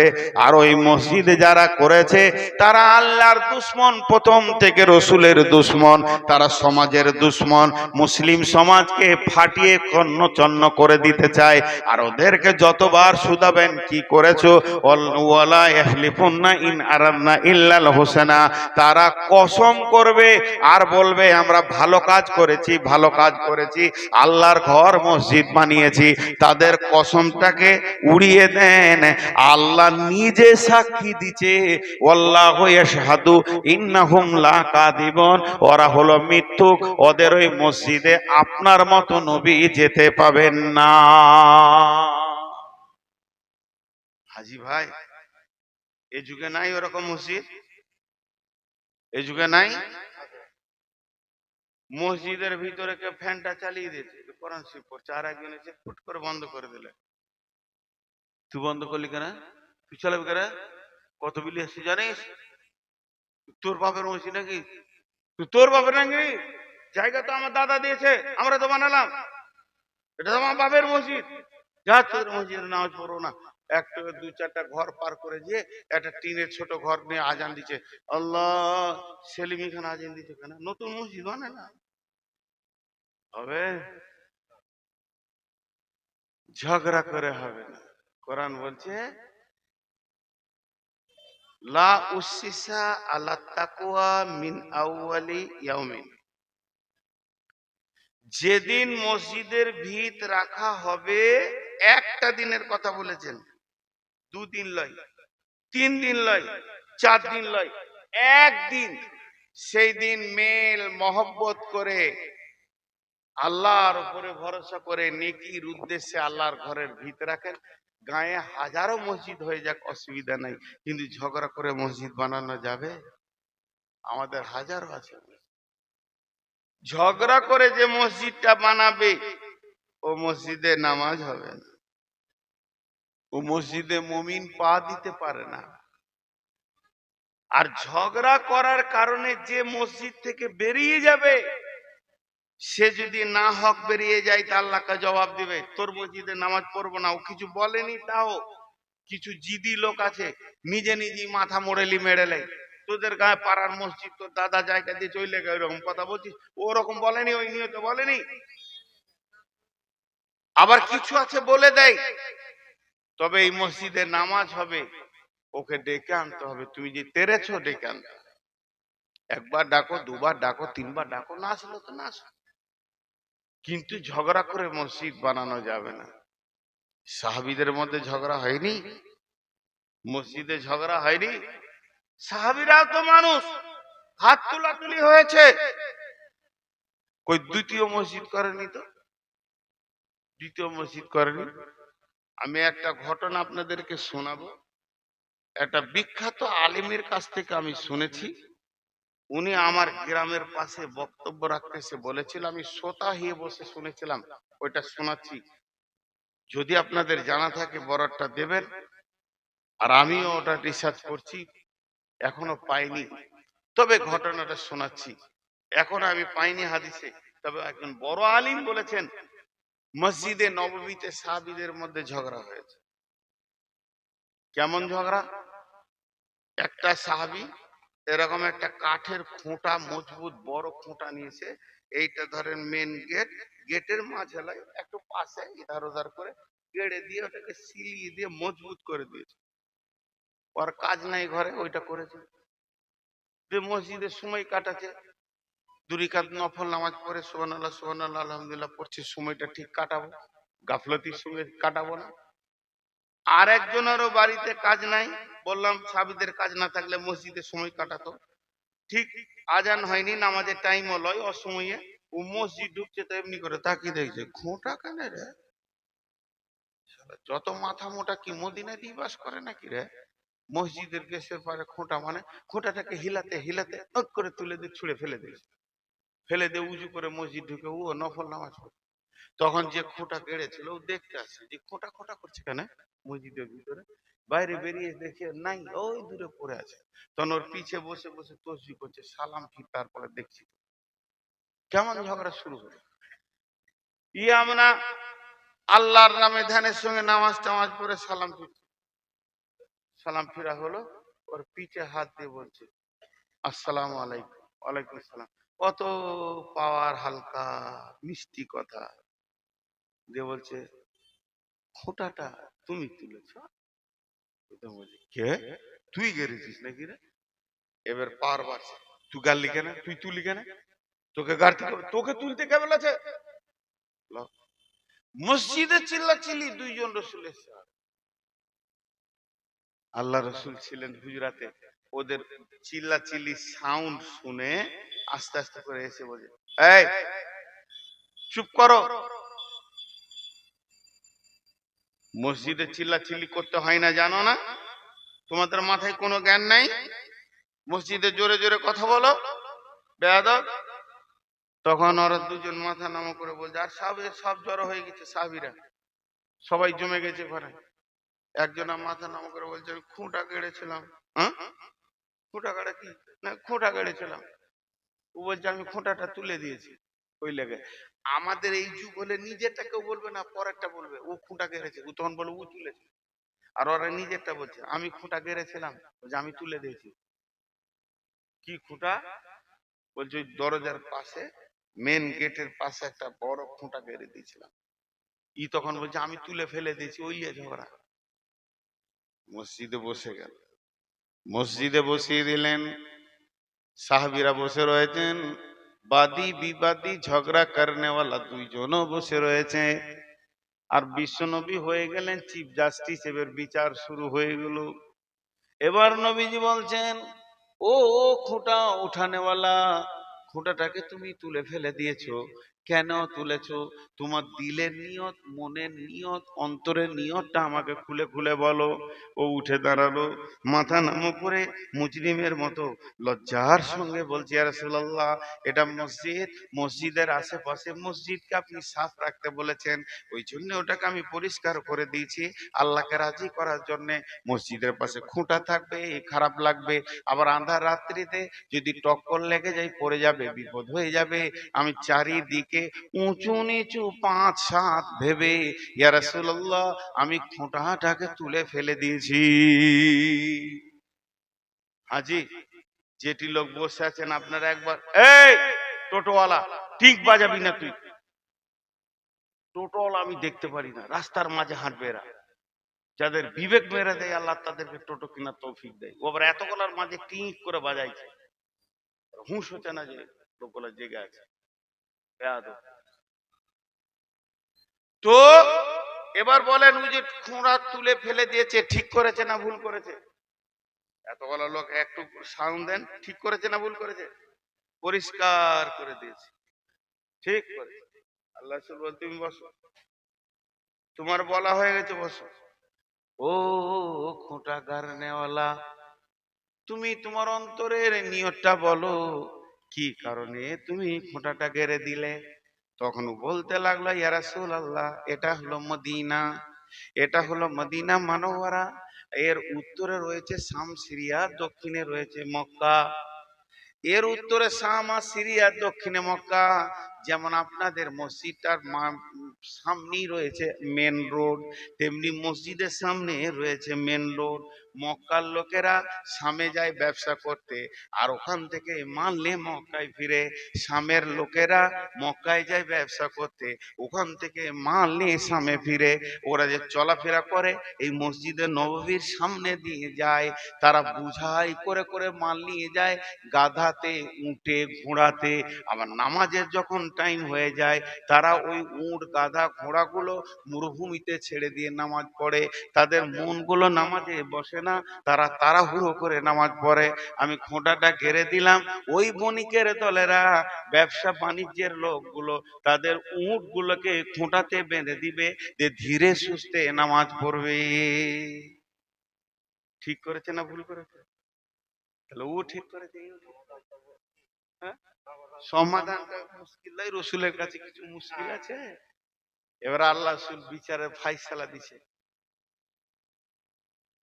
ও খুঁটা গাড়নেওয়ালা আর খুঁটা তুলনেওয়ালা, তোমরা চিল্লাইও না, একে অপরকে মাফ করে দাও, মুসাফা করে নাও। তোমাদের দুজনের নিয়তের কারণে তোমরা দুজনেই জান্নাতি। একজনা এসে সুইচটা অফ করে দিয়েছে ফ্যানের, তার নিয়ত যে আমার বাবার টাকা বাঁচবে, তাহলে মসজিদের টাকা বাঁচবে। আর একজন ফ্যান চালিয়ে কোরআন তেলাওয়াত করছে, তার নিয়ত জান ঠান্ডা থাকলে পড়তে ভালো লাগে। এমনি দ্বিতীয় মসজিদ করতে হবে না, ঝগড়া হবে। ঝগড়া হওয়াটা গুনাহ নয়, আর ঝগড়া হওয়াটা খারাপ নয়। আমি এখানে বসে আছি, চিল্লাইতে লাগলাম ইনার উপরে ওনার উপরে, খানিকক্ষণ ঝগড়া হলো, এটা খারাপ মনে করবেন না, না ওনাদেরকে মনে করবেন না আমাদেরকে মনে করবেন, কারণ মানুষের ভিতরে এটা আছে। ঝগড়া দীর্ঘদিন রেখে দেয়াটা খারাপ হতেই পারে। খুব জোরে যদি আমি রেগে যাই কারো উপরে, চিল্লাইতে লাগি, তো অন্তত 20টা লোক এসে বলবে মৌলভী সাহেব কেন চিল্লাইছেন, জি আপনি চুপ করেন না, বলবে না? আরে হ্যাঁ না বলে না, খালি আমাকে বলবে ও নাইলে মূর্খ আছে আপনি চুপ করেন। আচ্ছা মৌলভী সাহেব কি হিজড়ে আছে নাকি? আমার মোচ আছে, আমার ছেলে পিলে হয়েছে, আমার বিবি আছে, আমাকে হিজড়ে মনে করছে নাকি? আমিও মারবো তো ওর চোপা ভেঙে দিব, আমাকে হিজড়ে গ্রুপে ফেলছেন। আচ্ছা বলেন, আজানে যদি ওয়াক্ত হয় কাকে ইমামতি করতে বলবেন? আমাকে বলবেন কি না? তাহলে আমি যদি ইমামতি করি, আর এখন যদি জিহাদ শুরু হয়, তো ইমামতিটা কে করবে? জিহাদের কমান্ডার কে হবে? আপনি হবেন না আমি? আলেম হবে। তাহলে রাগ পুরুষের থাকাটা প্রয়োজন। যার রাগ নাই সে জিহাদ করতে পারবে? তা পুরুষের জন্য জিহাদ ফরজ আছে কিনা? আলেমের জন্য কি মাপ আছে? তা আলেমেরও রাগ থাকতে হবে। রাগ না থাকলে কি করে সে জিহাদ করবে? যেমন উজু ছাড়া নামাজ হয় না, রাগ ছাড়া জিহাদ হয় না। ওরে কে রে? রসুলের বিরুদ্ধে কে কথা বলেছে রে? চয় ধরতে রে, ওর জিভের ঝাল শুদ্ধ টেনে বের করে দিব। এটা আলেম আগে বলবে, তবেই তো অম ওর পেছনে হাঁটবে। অম আলেমকে খালি ঠান্ডা করছে, আপনি কেন রাখবেন জি, আপনি কেন রাখবেন? ওকে হিজড়ে করে দিতে চাইছে। হ্যাঁ, কোন মৌলভী সব জালসা করতে করতে বলেছে যে আমার বড় বেটাটা অসুস্থ আছে, হসপিটালে আছে, তা একটু দোয়া করবে। দেখ বুড়ি বলছে মৌলভীদেরও ছেলে হয়। মৌলভী সাহেব জালসাতে বলে দিয়েছে যে আমার বড় বেটার লেগে একটু দোয়া করবে। তা বুড়ি 72 বছরে বুড়ি বলছে মৌলভীদেরও ছেলে হয়? স্বয়ং রসুলের ছেলে ছিল। ওরা ভাবছে মৌলভীদের ইঞ্জিন ফিঞ্জিন কিছু নেই, কোন কাটিয়ে চলে যাচ্ছে। এরও রাগ আছে, ক্রোধ আছে, একটা রাগ হালাল আছে, 3টে রাগ হারাম আছে। আমি সে ব্যাখ্যায় যাচ্ছি না। তা বলে নতুন মসজিদ বানাবো না, এইটাই আমি আসছি। এবার আল্লাহ বলছেন বিসমিল্লাহির রহমানির রহিম, ইন্না লিল্লাহ ইন্না লিল্লাহ ইন্না লিল্লাহ। আমি খাই না, খেতে দিও না। এখানে কজনকে খাবেন? সব খাবেন এতগুলার মধ্যে? হুম? এটা কোন সিস্টেম? এটা কি স্টেজ না চায়ের দোকান? আমার সারা জীবন আমি স্টেজে এক কাপ চা খাই না এতগুলো লোকের সামনে। তিরমিজি শরীফের হাদিস আছে, আল্লাহ রসুল বলছেন লোভনীয় খাবার গোপনে রাখো। আর চা এদিকে শুরু করে দুজন টানবে, আর চা খানা জিভে পানি আসবে। আহারে শীতের সময় যদি আমি এক কাপ পেতাম, এটা গোনা হবে? জি। দেন মুরব্বী মানুষ দিছিলেন, নাইলে রাগ করবে ফের আমার উপরে। দেন, আমি ভালো কথাটা বললাম, রাগ করিয়ে না। চা নিয়ে এসে হাজির। মানে যারা স্টেজে আছে এরা হলো ফার্স্ট ক্লাস প্যাসেঞ্জার, এরা খাবে। আর যারা নিচে বসে আছে এদের কোনো মূল্যই নাই, ওরা খালি দেখবে। হ্যাঁ, খালি টাকা দিবে। কিরকম যে এলো চষে, সে আছে বসে লাড়া কাটাকে ভাত দে থেসে থেসে, যত থালা থালা ভাত এদেরকে। হ্যাঁ? তো এরপরে যে আয়াতটা পড়ছি খুব ইম্পর্টেন্ট, এটাতে কিন্তু কিছু লোক রেগে যাবেন, আমি ক্ষমা চাইছি। বিসমিল্লাহির রহমানির রহিম, ইন্নামা ইয়ামুরু মাসাজিদাল্লাহি মান আমানা বিল্লাহি ওয়াল ইয়াউমিল আখিরি ওয়া আকামাস সালাতা ওয়া আতাস যাকাতা ওয়া লাম ইয়াখশা ইল্লাল্লাহ ফাআসা উলাইকা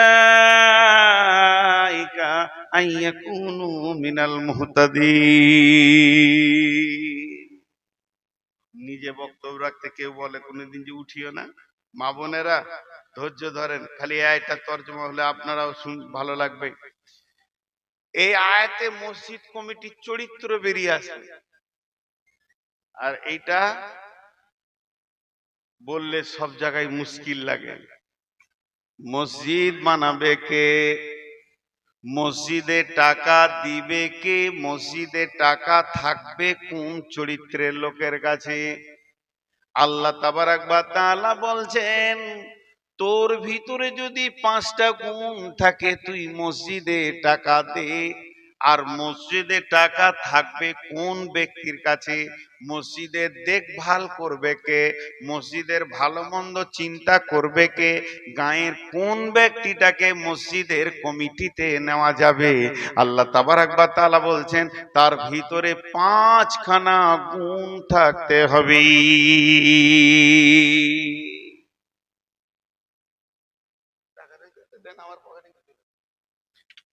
একটা জিনিস ভাববেন খালি, আমার এই আয়াতটা তরজমা শুনেন একটু মন দিয়ে।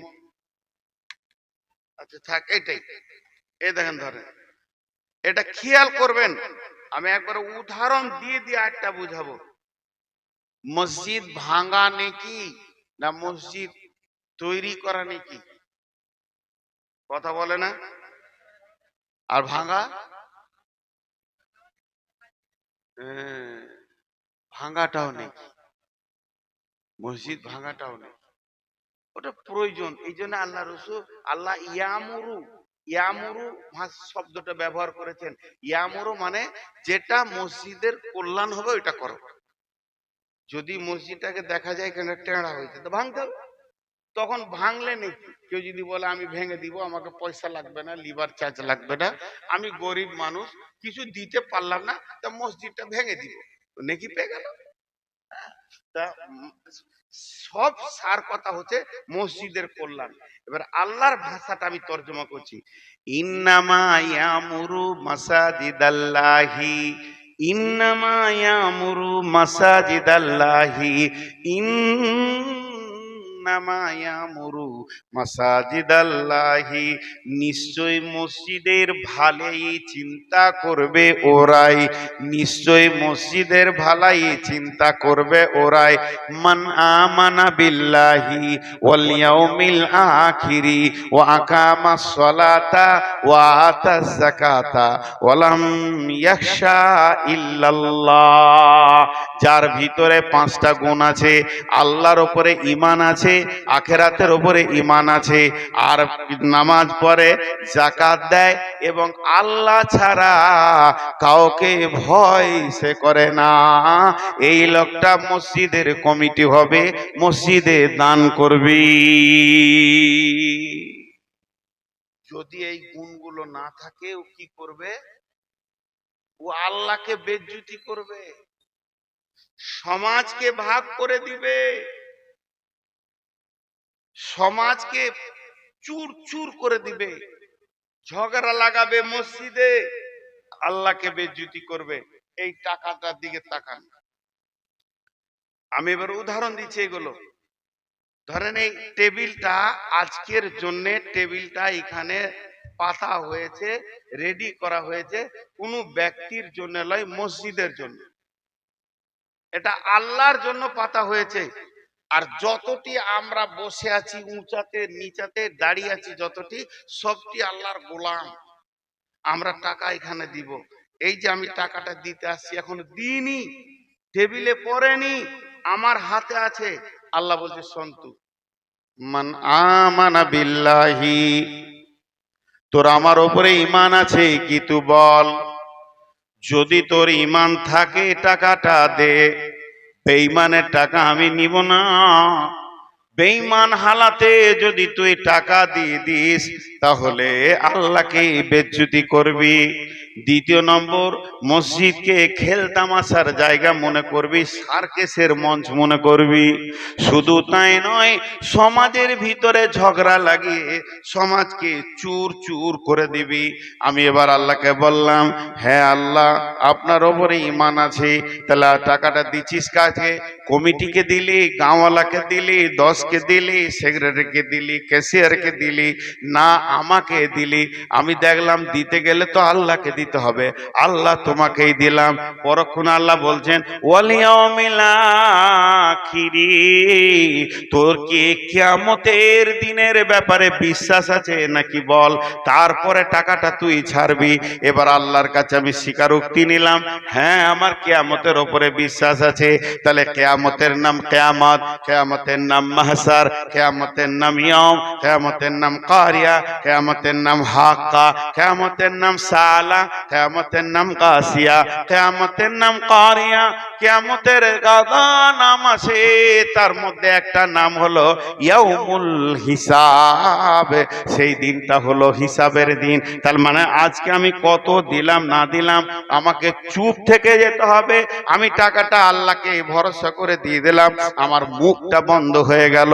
আল্লাহ বলছেন কিয়ামতের দিনে এই টাকাটার হিসাব আমার সঙ্গে তুই বুঝে নিবি। তো আমাকে দিয়েছিস, এখন থেকে তোর মুখ আর বন্ধ হয়ে গেল, আর তুই মুখ খুলবি না। আমি কি করলাম না করলাম, এখন কমিটি এই টাকাটা নিয়ে যে খেয়ে নিল, উড়িয়ে দিল, জুয়া খেললো, ফেলে দিল, জ্বলে গেল, পুড়ে গেল, বানে ভেসে চলে গেল, আমার অ্যাকাউন্টের নাম্বার থেকে 1 পয়সা কাটলো না। আমার যে আমল নামা আছে ওখানে আমার 1000 টাকা 10,000 টাকা চাপানো আছে। যেদিন কঠিন কিয়ামতের দিন হবে, আল্লাহ এলান করে বলবে, হাসরবাসী রে, তোদের কেউ কি কোনো পাওনা আছে, আমার কাছে চলে এসো, আমি পাইয়ে দিব। সেদিন আমি গলা ফাটিয়ে চিৎকার করে বলবো, মাবুদ আমি 10,000 দিয়েছিলাম, আপনি তো আজকে হিসাবের দিন হিসাব দেবেন, আল্লাহ আমাকে সেদিন বদলা দেবে। তার মানে আমাকে টাকা ফেলে দেওয়ার পর আর মুখ খোলা যাবে না কিয়ামত পর্যন্ত। আমি বলেছি 3টে রোগ, 3টে রোগের কথা বলেছি। যারা আল্লাহকে বিশ্বাস করে টাকা দেয় না, আখেরাতে যাদের বিশ্বাস নাই, তারা 3টে রোগ সমাজে দেখাবে। মসজিদটাকে সার্কেস মনে করবে, আল্লাহকে বেজ্জতি করবে, সমাজকে ভাগ করবে। মিলিয়ে দিচ্ছি দেখেন। হরিশ্চন্দ্রপুরে আমি ট্রেন থেকে নেমেছি,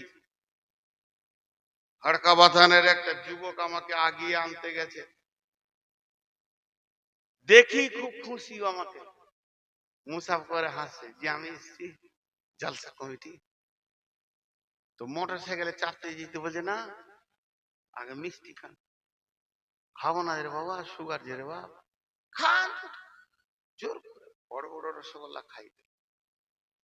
তোর মোটর সাইকেলে পিছিয়ে আমি আসছি, আর মনে মনে ছেলে কত ভালো রে, আলেমুল আমাকে ভালোবাসে, আমাকে মিষ্টি খাইবে, এই দিল তো খুব ভালো। রাস্তায় আসতেছি, ওর বন্ধুর সঙ্গে দেখা হবে, ওই জলসায় যাবি, এটা প্রধান বক্তাকে নিয়ে চললাম, আজকে জলসা জমে যাবে, চলে আসবি, 2টা মিষ্টি খাইলাম।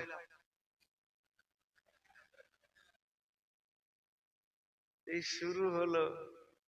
খানিক দূরে এসে বলছে প্রধান বক্তা এসে, 2টা মিষ্টি খাইলাম। গ্রামে ঢুকে বলছে, চাচা কোথা রাখবো, বক্তাকে মসজিদে না কারো কোথাও যা কুটে ঠিক করেছেন, 2টা মিষ্টি খাইয়েছি। আচ্ছা বলেন, আর মিষ্টিটা পেটে থাকবে? খালি মুখে বমি কোথা করবো? হ্যাঁ, বমি কোথা করবো? এটা একটা মানুষকে যদি 5 বার বললে তার এই পরিস্থিতি তৈরি হয়। অনেক লোক আছে মসজিদে 50 বস্তা সিমেন্ট দিয়ে দিলে ওর চোপার বন্ধ নেই, ওর চোপা বন্ধ নেই। বক্তা এলি মুসাফা করবে আলাদা করে, হ্যাঁ আমি দিয়েছিলাম 50 বস্তা, ওই যে 60টা হলো আমার লেগে। এরকম যে কতজনকে বলে, বিআই এসছে বেড়াতে, ভাত খেতে খেতে বলছে 50 প্যাকেট সিমেন্ট আমার কাছে নিলে। এরকম যদি 20 বার বলে, তার আল্লাহর প্রেস্টিজ আছে না নেই? আল্লাহকে কত বেজ্জতি করে না, লোককে বলে বলে বলে বলে আল্লাহকে বেজ্জতি করে। আল্লাহ বলে তোর টাকার দরকার নাই, ফাঁকা মাঠে নামাজ পড়, মাটিতে পড়। মসজিদে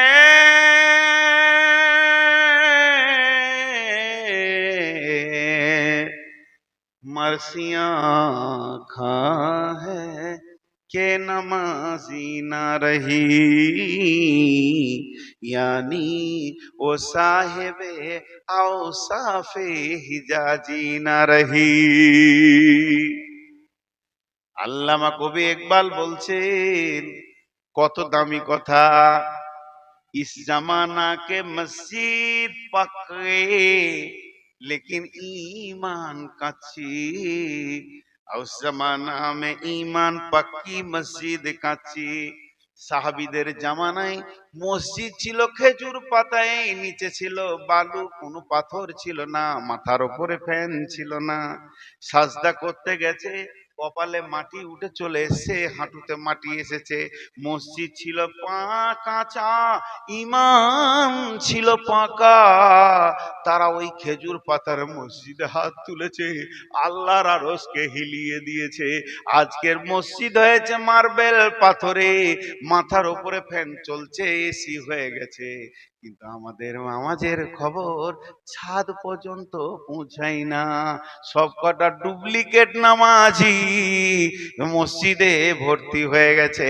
আল্লামা কবি ইকবাল বলছে, মসজিদ পাকা হয়েছে কিন্তু ঈমান কাঁচা আছে। সেই জামানার মসজিদ কাঁচা ছিল, ঈমান এত পাকা ছিল, তারা হাত তুলেছে, আরশকে হিলিয়ে দিয়েছে। কোথা আছে? মসজিদ পাকা করতেই হবে তো মানে নাই, কিন্তু ঈমান পাকা করতে হবে, এটা জরুরি আছে। তা আমাদের অবস্থা ওই জায়গায় পৌঁছে গেছে যে তারা দান করবে কিন্তু লোককে বলে বেড়াবে, আল্লাহকে বেইজ্জতি করবে, সমাজকে খারাপ করবে। মানে এই যে আমার আগে, তার আগে বক্তা মমতাজুল সাহেব ছিলেন মিটনা, ওর দুটা মুখ দিয়ে থুতু বের হয়ে গেল, খালি টাকা, 10 টাকা, 5 টাকা, 10 টাকা, কে দিল কে দিল কে দিল। আব্দুল জব্বারও তাই করলো, নিয়ে এতগুলো ঢেড়ি লেগেছে। এই যে বইয়ে খালি জায়গা হচ্ছে না, ঠেলছে ঠেলছে। আর ও দিয়েছে 20 টাকা, হয়তো ওই দূরে বসে আছে, দূরে বসে আছে, ওইখান থেকে এমনি করে দেখে নিল, নামাজ টামাজ পড়ে না।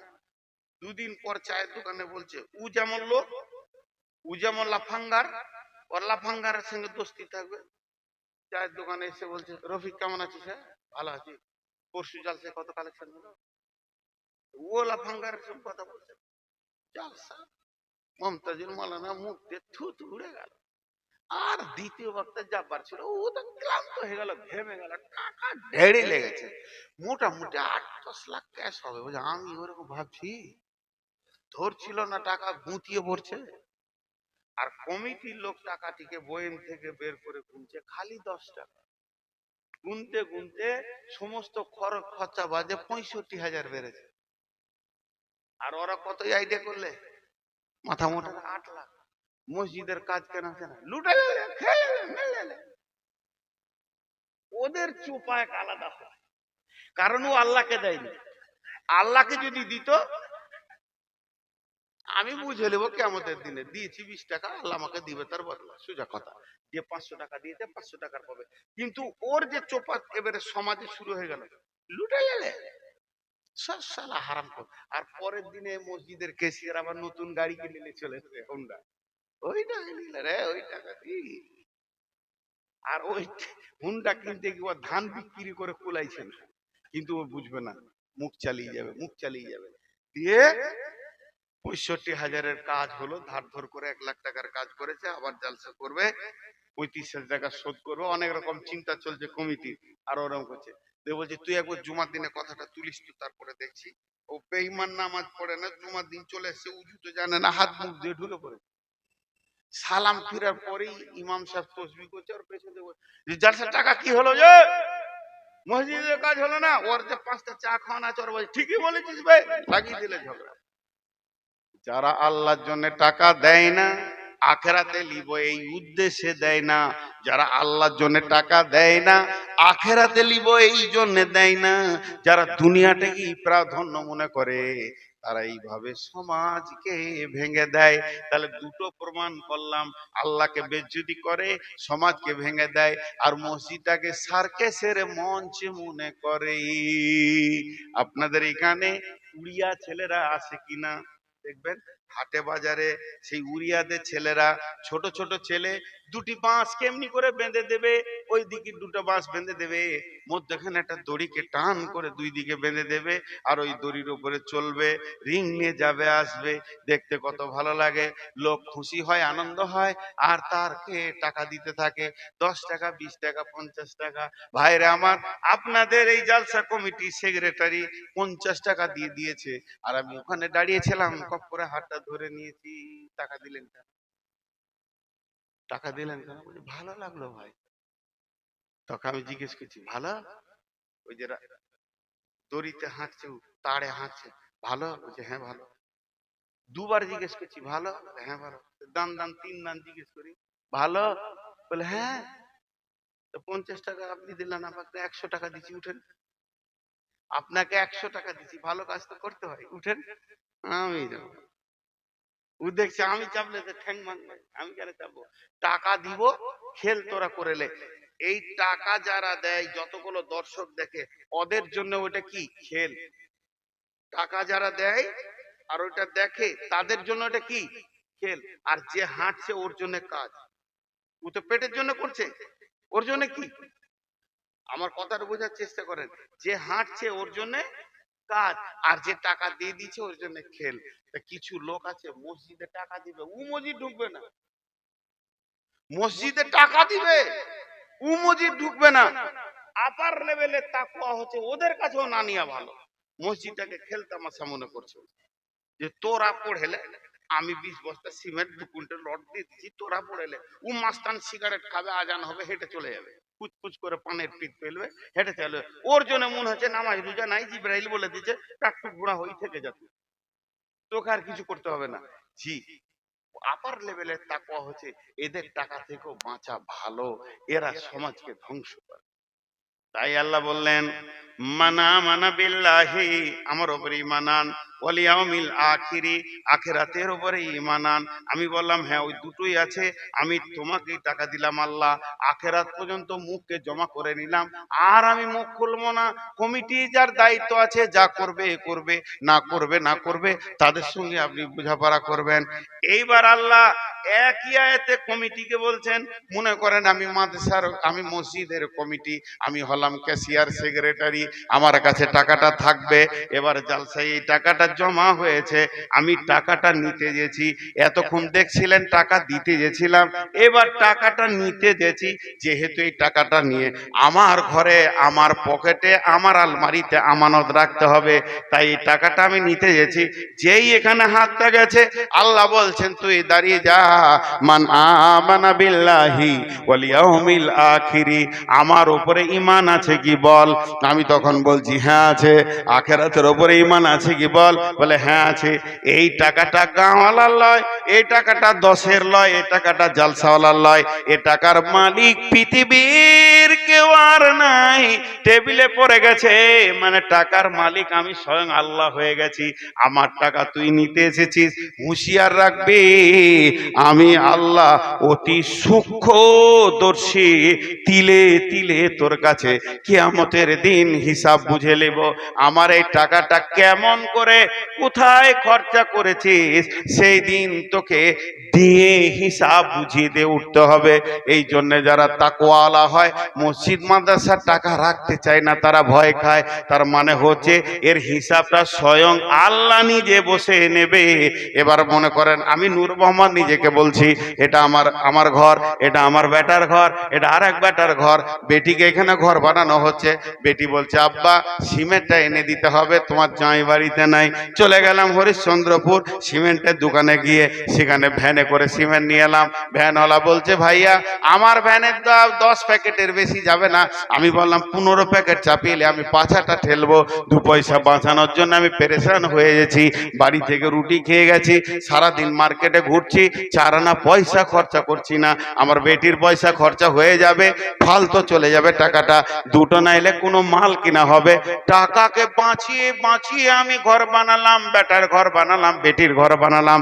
এবার মসজিদের কাজ শুরু হয়ে গেছে, রড আনতে চলে গেছি বহুত দূরে, 25 কুইন্টাল 60 কুইন্টাল রড একবারে নিয়ে আসবো। চলে গেছি কোথায়, মালদা, কিংবা চলে গেছি চাঁচলে, কিংবা চলে গেছি হরিশ্চন্দ্রপুরে। মালগুলো কিনছি, এবার ভাউচার বানাচ্ছি, মালের দাম এত, সিমেন্টের দাম 400 টাকা, ভ্যানের দাম 200 টাকা, আর ভ্যানের লিভারের দাম এত টাকা, কুলি খরচা এত টাকা। আর আমরা 4 জন গেছিলাম মাল আনতে, তার জন্য টিফিন খরচ হচ্ছে 4,500 টাকা। আল্লাহ বলছে আয় হলার মাল, তুই নিজের ঘর করবি তখন সুক্ষা রুটি খেয়ে করবি, আর বাজারে মুড়ি আর পানি ছাড়া কিছু খাবি না। আর আমার ঘর মসজিদ মাদ্রাসার কাজে যখন যাবি তখন ভাউচারে লিখবি টিফিন খরচ হয়ে গেছে 2,500 টাকা। আল্লাহ বলছে আয় হলার মাপবো। আমিও তিলে তিলে তিলে তিলে কিয়ামতের দিনে যখন মসজিদের ভিত থেকে নিয়ে রং করা পর্যন্ত তোর কাছে ভাউচার গুলো বুঝবো, সেই দিন যদি 1 টাকায় দাঁড় ওদার হয়ে যায়, তোর পিঠে চামড়া থাকবে না, তোর অবস্থা নাজেহাল করে দিব। অতএব আমার উপরে ঈমান থাকলে মসজিদের টাকার দায়িত্ব নে, আখিরাতের উপরে ঈমান থাকলে লে। তারপর 3 নম্বরে হলো দান করনেওয়ালা, মাল রাখনেওয়ালা। ও আকামাস সালাতা, তোদেরকে নামাজি হতে হবে, বেনামাজি হলে চলবে না, বেনামাজি চলবে না। ও আকামাস সালাতা, মসজিদ কমিটি বেনামাজি হওয়া যাবে না। আপনাদের এলাকায় মসজিদ কমিটি বেনামাজি আছে? জুমা পড়ে না এমন আছে? আহা, তুমি পাটির জ্বলে আর গায়ের বলে এখন মসজিদ কমিটি হয়েছে। সূরা আল ইমরানটা খুঁজে দেখবে, খাসির চামড়া যেমন খালায় জাহান্নামে ওরকম খালাবে তোকে। সেই দিন সব ঠান্ডা হয়ে যাবে, তোর গোষ্ঠী বংশ কেউ যাবে না তোকে যখন খালাবে। এখন যদি তোকে কমিটি থেকে মাদ্রাসা থেকে বের করে দেওয়া হয়, মসজিদ থেকে, তোর বংশ গোষ্ঠী বলবে আর যাব না ওই মসজিদ, আর যাব না ওখানে। আমাদের ভালো ছেলেটাকে বের করে দিলি আর নামাজ পড়ে না, আল্লাহ শর্ত করছে তোকে নামাজ পড়তে হবে, আর মালদার হলে যাকাত দিতে হবে। ওয়াতাজ যাকাতা, তাহলে 4টা হয়ে গেল। আল্লাহর উপরে বিশ্বাস, আখিরাতের উপরে বিশ্বাস, নামাজ পড়তে হবে, যাকাত দিতে হবে। আর 1 নম্বরে শেষ নম্বরটা হলো ওয়ালাম ইয়াখশা ইল্লাল্লাহ, আল্লাহ ছাড়া কাউকে ভয় করা যাবে না। আল্লাহ ছাড়া কাউকে ভয় করা। একটা সত্য ঘটনা শোনাবো। যেখানকারই হোক, মসজিদের ধান টান বিক্রি করে জালসা করে, আজকে তিনি মনে করেন ধান, আজকে ক তারিখ? 4 তারিখ। আর সভাপতি রাখা যাবে নাকি? রিটায়ারমেন্ট মানুষ আপনারা, ভুল বলবেন, চিন্তা করুন। হ্যাঁ,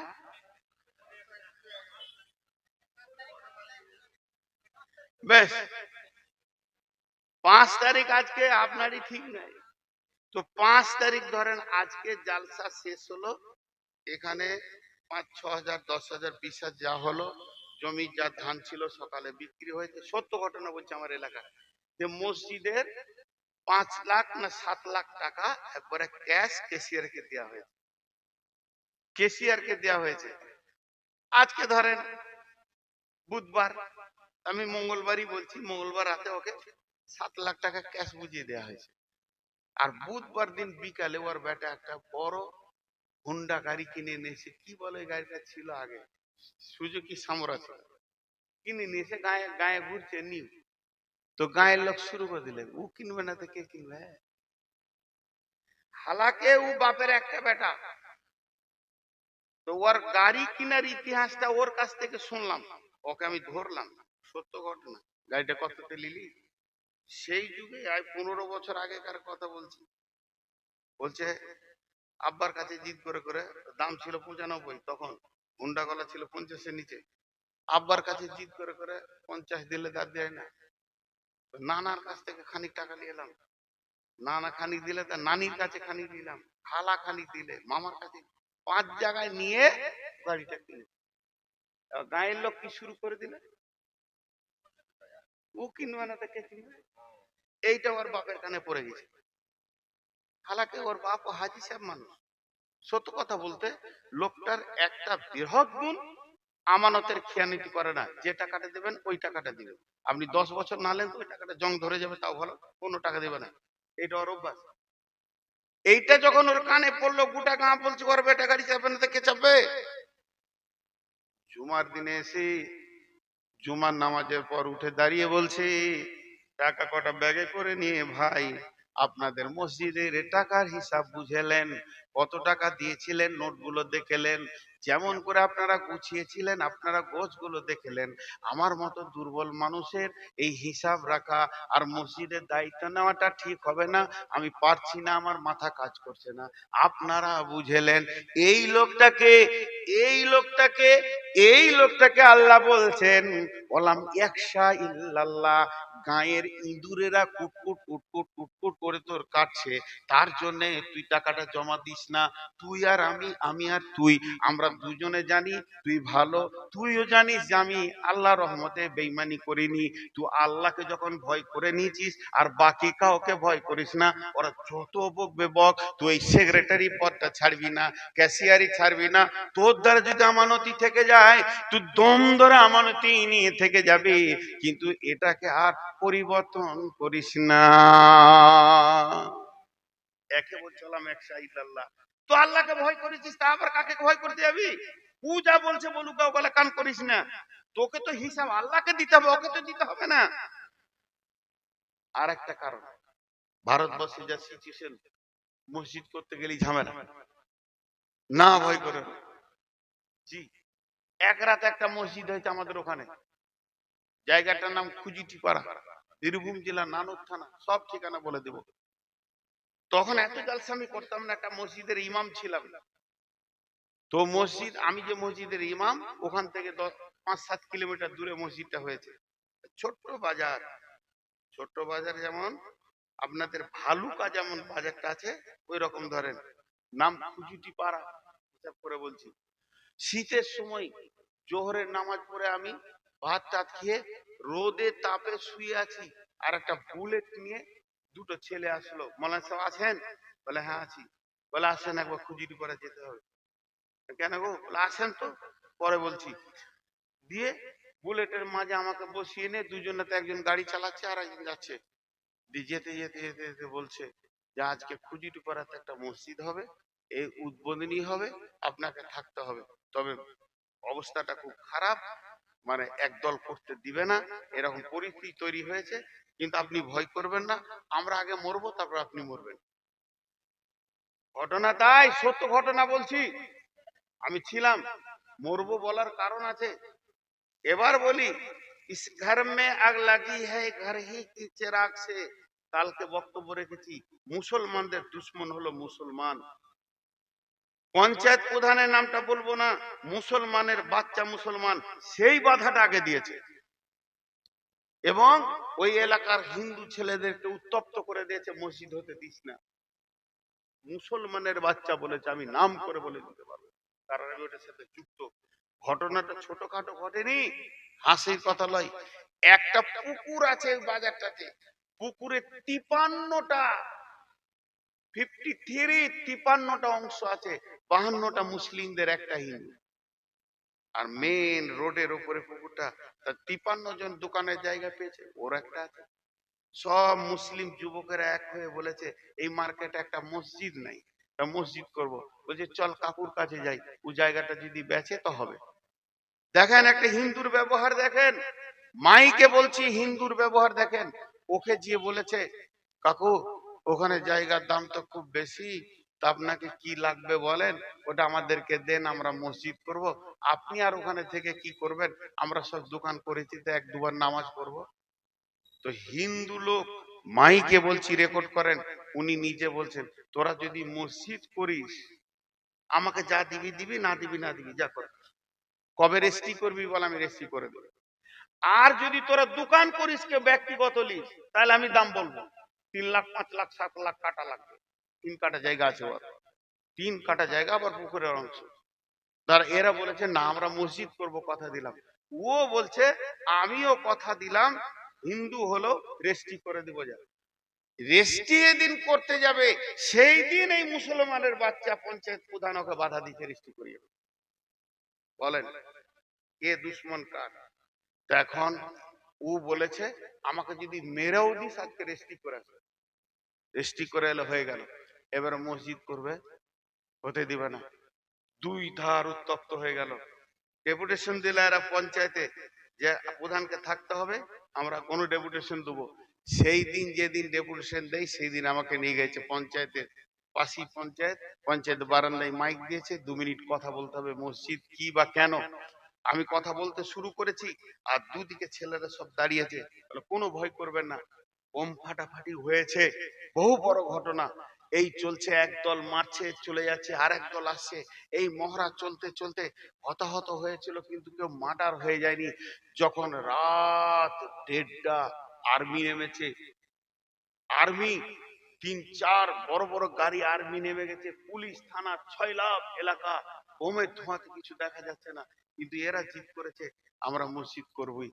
যখন রাত 1:30, এবার বলতে বাধ্য হচ্ছি, ডাক্তার সাহেব মারা গেছেন, আমাদের বোলপুরের ডাক্তার সুশোভন ব্যানার্জি, নাম শুনেছেন কিনা, একটা পার্টির আপার লেভেলের লোক। উনি রাত 1:30 পৌঁছিয়েছেন, কোথা কলকাতায় ছিল গাড়ি নিয়ে, দিয়ে সব বললে পুলিশদেরকে তোরা সরে যা, দাঁড়া, এই মুসলিম যুবকরা এসো, কোথা আছো তোমরা, এসো। সব হাজির হলো, বলো কি ব্যাপার, তোমাদের দাবি বলো। বলে স্যার, গোটা মার্কেটে একটা মসজিদ নাই, আমাদেরকে যদি নামাজ পড়তে যেতে হয় 2 কিলোমিটার হাঁটতে হবে, তবে একটা মসজিদ পাবো। আর মসজিদে এখানে মন্দিরে ছড়াছড়ি আছে। তখন উনি বললেন যে ঠিক বলেছো তো, বলে হ্যাঁ। উনি বললেন সমস্ত এত পাওয়ার ছিল, এমন কি উনি বিরাট একটা কমিটি, রেল কমিটিতেও আছে, তিনি মারা গেছেন। ওই ব্যক্তি বলল, পুলিশদেরকে বলল চলে যা, সমস্তকে সরিয়ে দিয়ে বলল আমি দাঁড়িয়ে থাকছি, আমি ডাক্তার সুশোভন ব্যানার্জি দাঁড়িয়ে থাকছি, তোমরা মসজিদ শুরু করে দাও। এখন ছেলেগুলো করলো কি, আনন্দে চারদিকে 8টা 10টা বাঁশকে পুঁতে দিয়ে প্যান্ডেলের মতো করে দিয়ে, পাটিকে পেরেক দিয়ে আটিয়ে দিয়ে বললে স্যার আমাদের হয়ে গেছে। এই করতে করতে প্রথম ফজরের আজান হলো ওখানে, আল্লাহ আকবার বলে।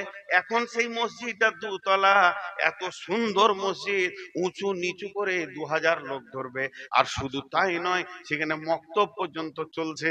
আল্লাহ তাবারক ওয়া তাআলা বলছেন, আমার ঘর বানানোর সময় এমন একটা সিচুয়েশন আসবে, তুই আমাকে ছাড়া কাউকে ভয় করবি না। ওয়ালাম ইয়াখশা ইল্লাল্লাহ, এই জমিনে আমার ঘর বানাবি, তুই আমার গোলাম, তুই বানাবি, মরে যাবি তো শহীদ হয়ে যাবি, বেঁচে থাকবি তো গাজী হয়ে যাবি। তো এই মসজিদ বানানোর 5টা শর্তের মধ্যে রয়েছে, প্রথমে তোকে ঈমান আনতে হবে আল্লাহর উপরে, দ্বিতীয় ঈমান আনতে হবে আখিরাতের উপরে, তৃতীয় নম্বর নামাজ পড়তে হবে, চতুর্থ নম্বর যাকাত দিতে হবে, পঞ্চম নম্বরে আল্লাহ ছাড়া কাউকে ভয় করা যাবে না। 5 তারিখ হয়ে গেছে, তো 2টে পালাইছে নাকি? আল্লাহ আকবার, একটা বাজতেছিল গো।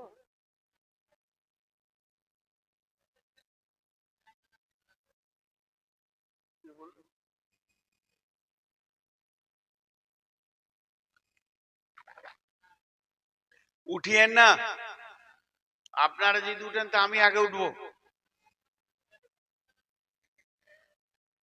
আর বেশিক্ষণ লয়, একদম 10 মিনিটে ছেড়ে দেবো ইনশাল্লাহ। ভাইরে, 390 সুগারটা শুনলেন যে এটা বলছেন, বলেন আমি যদি আপনার সন্তান হতাম বা ভাই হতাম কি বলতেন? আজকে যদি আমি আপনার সন্তান বা ভাই হতাম তো এটা বলতেন? হ্যাঁ, আমি আর 2টা হাদিস আপনাদের সামনে পড়েছি, বলে দিই।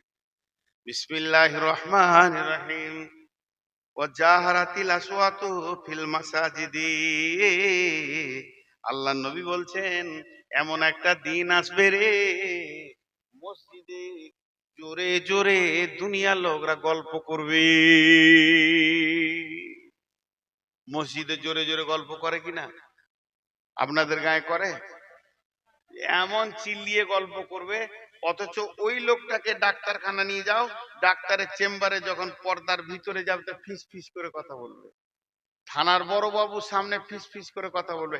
এদের দাম বেশি না আল্লাহর দাম বেশি? তো মসজিদে জোরে জোরে চিল্লিয়ে কথা বলবে।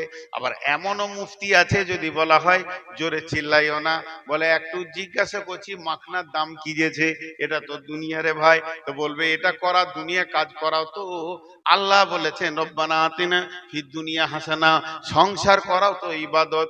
বন্ধুরে আমার, সংসার করা ইবাদত ঠিক আছে, ক্রিকেটের ময়দানে ফুটবল খেলা যাবে না, ফুটবলের ময়দানে ক্রিকেট খেলা যাবে না।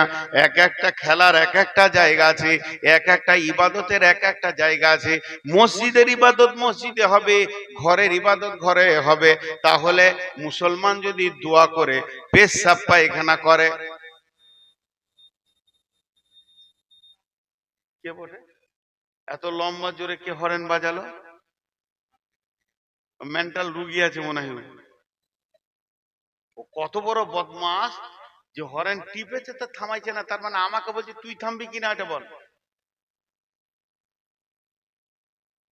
গরু কোথাকার, শ্বশুরের দিয়ে গাড়ি আমার মনে হয়। হ্যাঁ হ্যাঁ, শ্বশুরের দিয়ে গাড়ি। তো আচ্ছা, এর এক বেহায়া শ্বশুরের দিয়ে গাড়ি যারা চাপে, মাঝে কথাটা বলেনি, মেয়েদের একটা অভ্যাস আছে, একটা কথাকে ঘুরিয়ে ঘুরিয়ে বলবে 5 বার 7 বার, 5 বার 7 বার, এটা আমার বাপের, এটা আমার বাপের। তারপরেও চাপে কি করে? ছি ছি ছি ছি, মরগার গলায় দড়ি দে। তো আল্লাহ তাবারাক ওয়া তাআলা যেমন ইবাদত তেমনি জায়গা বলেছে। তাহলে কেউ যদি দোয়া পড়ে পায়খানা করে, পেশাব করে, তাও ইবাদত। দোয়া পড়ে পেশাব পায়খানা করলে নেকি পাবে। তাহলে মসজিদ যদি ইবাদতের জায়গা হয়, তাহলে বদনা নিয়ে মসজিদেই পায়খানা করতে যেতে হবে নাকি? তাহলে বিবাদতের জায়গা আলাদা। বিবির সঙ্গে যদি কেউ বিবিকে নিয়ে আনন্দ করে আর বিবিকে নিয়ে শখ করে, বিবিকে নিয়ে সে নিজের আনন্দে রাতে কাটিয়ে দেয়, সেটাও হলো ইবাদত। তাহলে কি ক্যাথা বালিশ নিয়ে মসজিদ চলে যেতে হবে নাকি ইবাদত করতে? বন্ধুরা আমার, ইবাদতের একটা মাপ আছে। এই জন্য মসজিদে জোরে জোরে কথা বলবে বলেছেন। বিশ্ব নবীর জামানায় একটা মেয়ে মসজিদকে ঝাড়ু দিত, পরিষ্কার পরিচ্ছন্ন করে রাখতো। আর এখনকার মেয়েরা বাড়ি ঘরকে ঝাড়ু দিয়ে নিয়ে এসে মসজিদের গায়ে ঢেলে দিলে দেখে লিগা মসজিদ নোংরা হলো কিনা। কিন্তু নবীজির জামানায় মসজিদ চকচক চকচক করতো, মসজিদের আশপাশকে সুন্দর করে পরিষ্কার করে রাখতো। বিশ্বনবী জামানায় একটা মেয়ে মসজিদকে পরিষ্কার পরিচ্ছন্ন করে রাখতো। আল্লাহর নবী এসে ওই মেয়েটাকে দেখতে পেল না, মেয়েটা মারা গেছে, দাফন করে দেওয়া হয়েছে।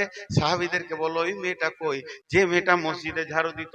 সাহাবীরা বললেন ইয়া রাসূলুল্লাহ, আপনাকে খবর দেওয়া হয়নি, মেয়েটি মারা গেছে, তাকে দাফন করে দেওয়া হয়েছে। নবীজি বলেন চলো তার কবরের কাছে আমাকে নিয়ে চলো, আমি তার জন্য আল্লাহর কাছে দোয়া চাইবো। মসজিদ পরিষ্কার পরিচ্ছন্ন করাতে কত নেকি মা বোন, আপনারাও তো পারেন। মুসলিম মহিলারা মসজিদ ঢোকাতো মানা নাই। আপনি যখন পাক থাকবেন, মসজিদে যাবেন, মসজিদকে পরিষ্কার করবেন। নিজের ঘরকে সাজাতে পারছেন, আল্লাহর ঘরে ঝুল ঝেড়ে দিয়ে পরিষ্কার করতে পারবেন না? একা যাবেন কেন? 5 জন 7 জন মহিলা ঢুকে মসজিদকে ঝেড়ে দেবেন। কে বলেছে আপনার ধরনের মসজিদ? ভাইরা আমার, এর নাম হলো মসজিদ। আল্লাহ রসুল বলছেন মাম্মানা লিল্লাহি মসজিদান বানাল্লাহু লাহু বাইতান ফিল জান্নাহ। যে পৃথিবীতে মসজিদ আল্লাহর ঘরকে বানাবে, আল্লাহ তার জান্নাতে সুন্দর করে অট্টালিকা বানাবে। কত সহজ রাস্তা রয়েছে আমাদের, জি, কত সহজ রাস্তা রয়েছে। তা আমরা আজকে মসজিদকে চিনতে পারছি না। শুধু আজকে কথা বললাম একটা বিষয়ের উপরে, মসজিদ। একটা তফসির এসে রুল মানিতে, যে যেদিন কিয়ামত হবে, সব ধ্বংস, মানে জমিন ধ্বংস হবে, ইজাজুল জিলাতিল আরজিল জালাহা, ভূমিকম্প শুরু হবে, বিশ্ব ধ্বংস হয়ে যাবে, মসজিদ ধ্বংস হবে না। ভূমিকম্পে মসজিদ ধ্বংস হবে না, এখন হবে, কিন্তু যে ভূমিকম্পে কিয়ামত হবে, ওই ভূমিকম্পে মসজিদ ধ্বংস হবে না। ওই তাফসীরের মধ্যে লেখে মসজিদ ধ্বংস হবে না, মসজিদ ধ্বংস হবে না। তাহলে মসজিদগুলো কি হবে?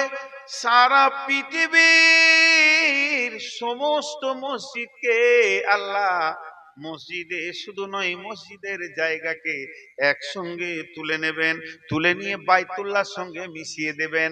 আর বাইতুল্লাহ সহ সমস্ত মসজিদগুলো নিয়ে গিয়ে জান্নাতুল ফেরদাউসে দিয়ে দেবেন। তাহলে আপনার মসজিদ জান্নাতে চলে গেল, এই গায়ে পাশের গায়ে মসজিদ জান্নাতে চলে গেল। আপনার আমার কিয়ামতের বিচার হওয়ার আগে মসজিদগুলো জান্নাতে চলে গেল। আর যখন মসজিদ জান্নাতে চলে যাবে, যে লোকটা পৃথিবীতে 5 ওয়াক্তে নামাজ পড়েছে সে তার মসজিদকে খুঁজে বের করে নিতে পারবে। মসজিদে যাবে তো জান্নাতে চলে যাবে, তার মসজিদ তাকে ডেকে নেবে, এসো তুমি তো তোমার ঘরে এসো। যে ঘরকে তুমি পৃথিবীতে ভালোবেসেছো, এই ঘরটা জানামানা ঘর নয়, সাধারণ ঘর নয়, এটা আমার আল্লাহর ঘর। আল্লাহ তাবারাক ওয়া তাআলা এই ঘরকে ইশারা করে বলেছেন, ফালিয়াবুদু রব্ব হাদাল বাইত, এই ঘরের মালিকের ইবাদত করো, এই ঘরের মালিকের কাছে সারেন্ডার করো, এই ঘরের মালিকের কাছে তওবা করো। লাভ কি হবে? আল্লাযী আতামাহুম মিন জু'ইন ওয়া আমানাহুম মিন খাউফ, এই ঘরের মালিক তোমাকে অভাবের সময় খাবার দিবে এবং তোমাকে কেউ মারতে এলে আমান দিবে, নিরাপত্তা দেবে। জি, অনেক কথা হলো, অনেক কথা হয়ে গেল। 1:05 হতে চললো, 5 ক্রস করে দিয়েছে। বিধায় শুধু আপনাদের কাছে আবেদন, যতটি লোক বসে আছেন, যতটি বসেছেন আর উঠবেন না। আমি আপনাদের কাছে 6 মিনিট চেয়ে নিলাম, উঠবেন না 6টা মিনিট। আমি ভিক্ষা চাইছি 6টা মিনিট। আমার ভাষা গলা বোঝার চেষ্টা করেন। 6 মিনিট পরে উঠবেন, আমি নিজে ছেড়ে দিব 6 মিনিট পর। আমি 7 মিনিট করব না, ওয়াদা করছি। তো আল্লাহর কোন গোলাম আছেন, একটা 5,000 একটা 10,000 মসজিদের জন্য দেবেন। এই 6 মিনিট আমি কালেকশন করব, 6 মিনিট কাউকে উঠতে দিব না, যেতে দিব না। হে আমার মা, ওরে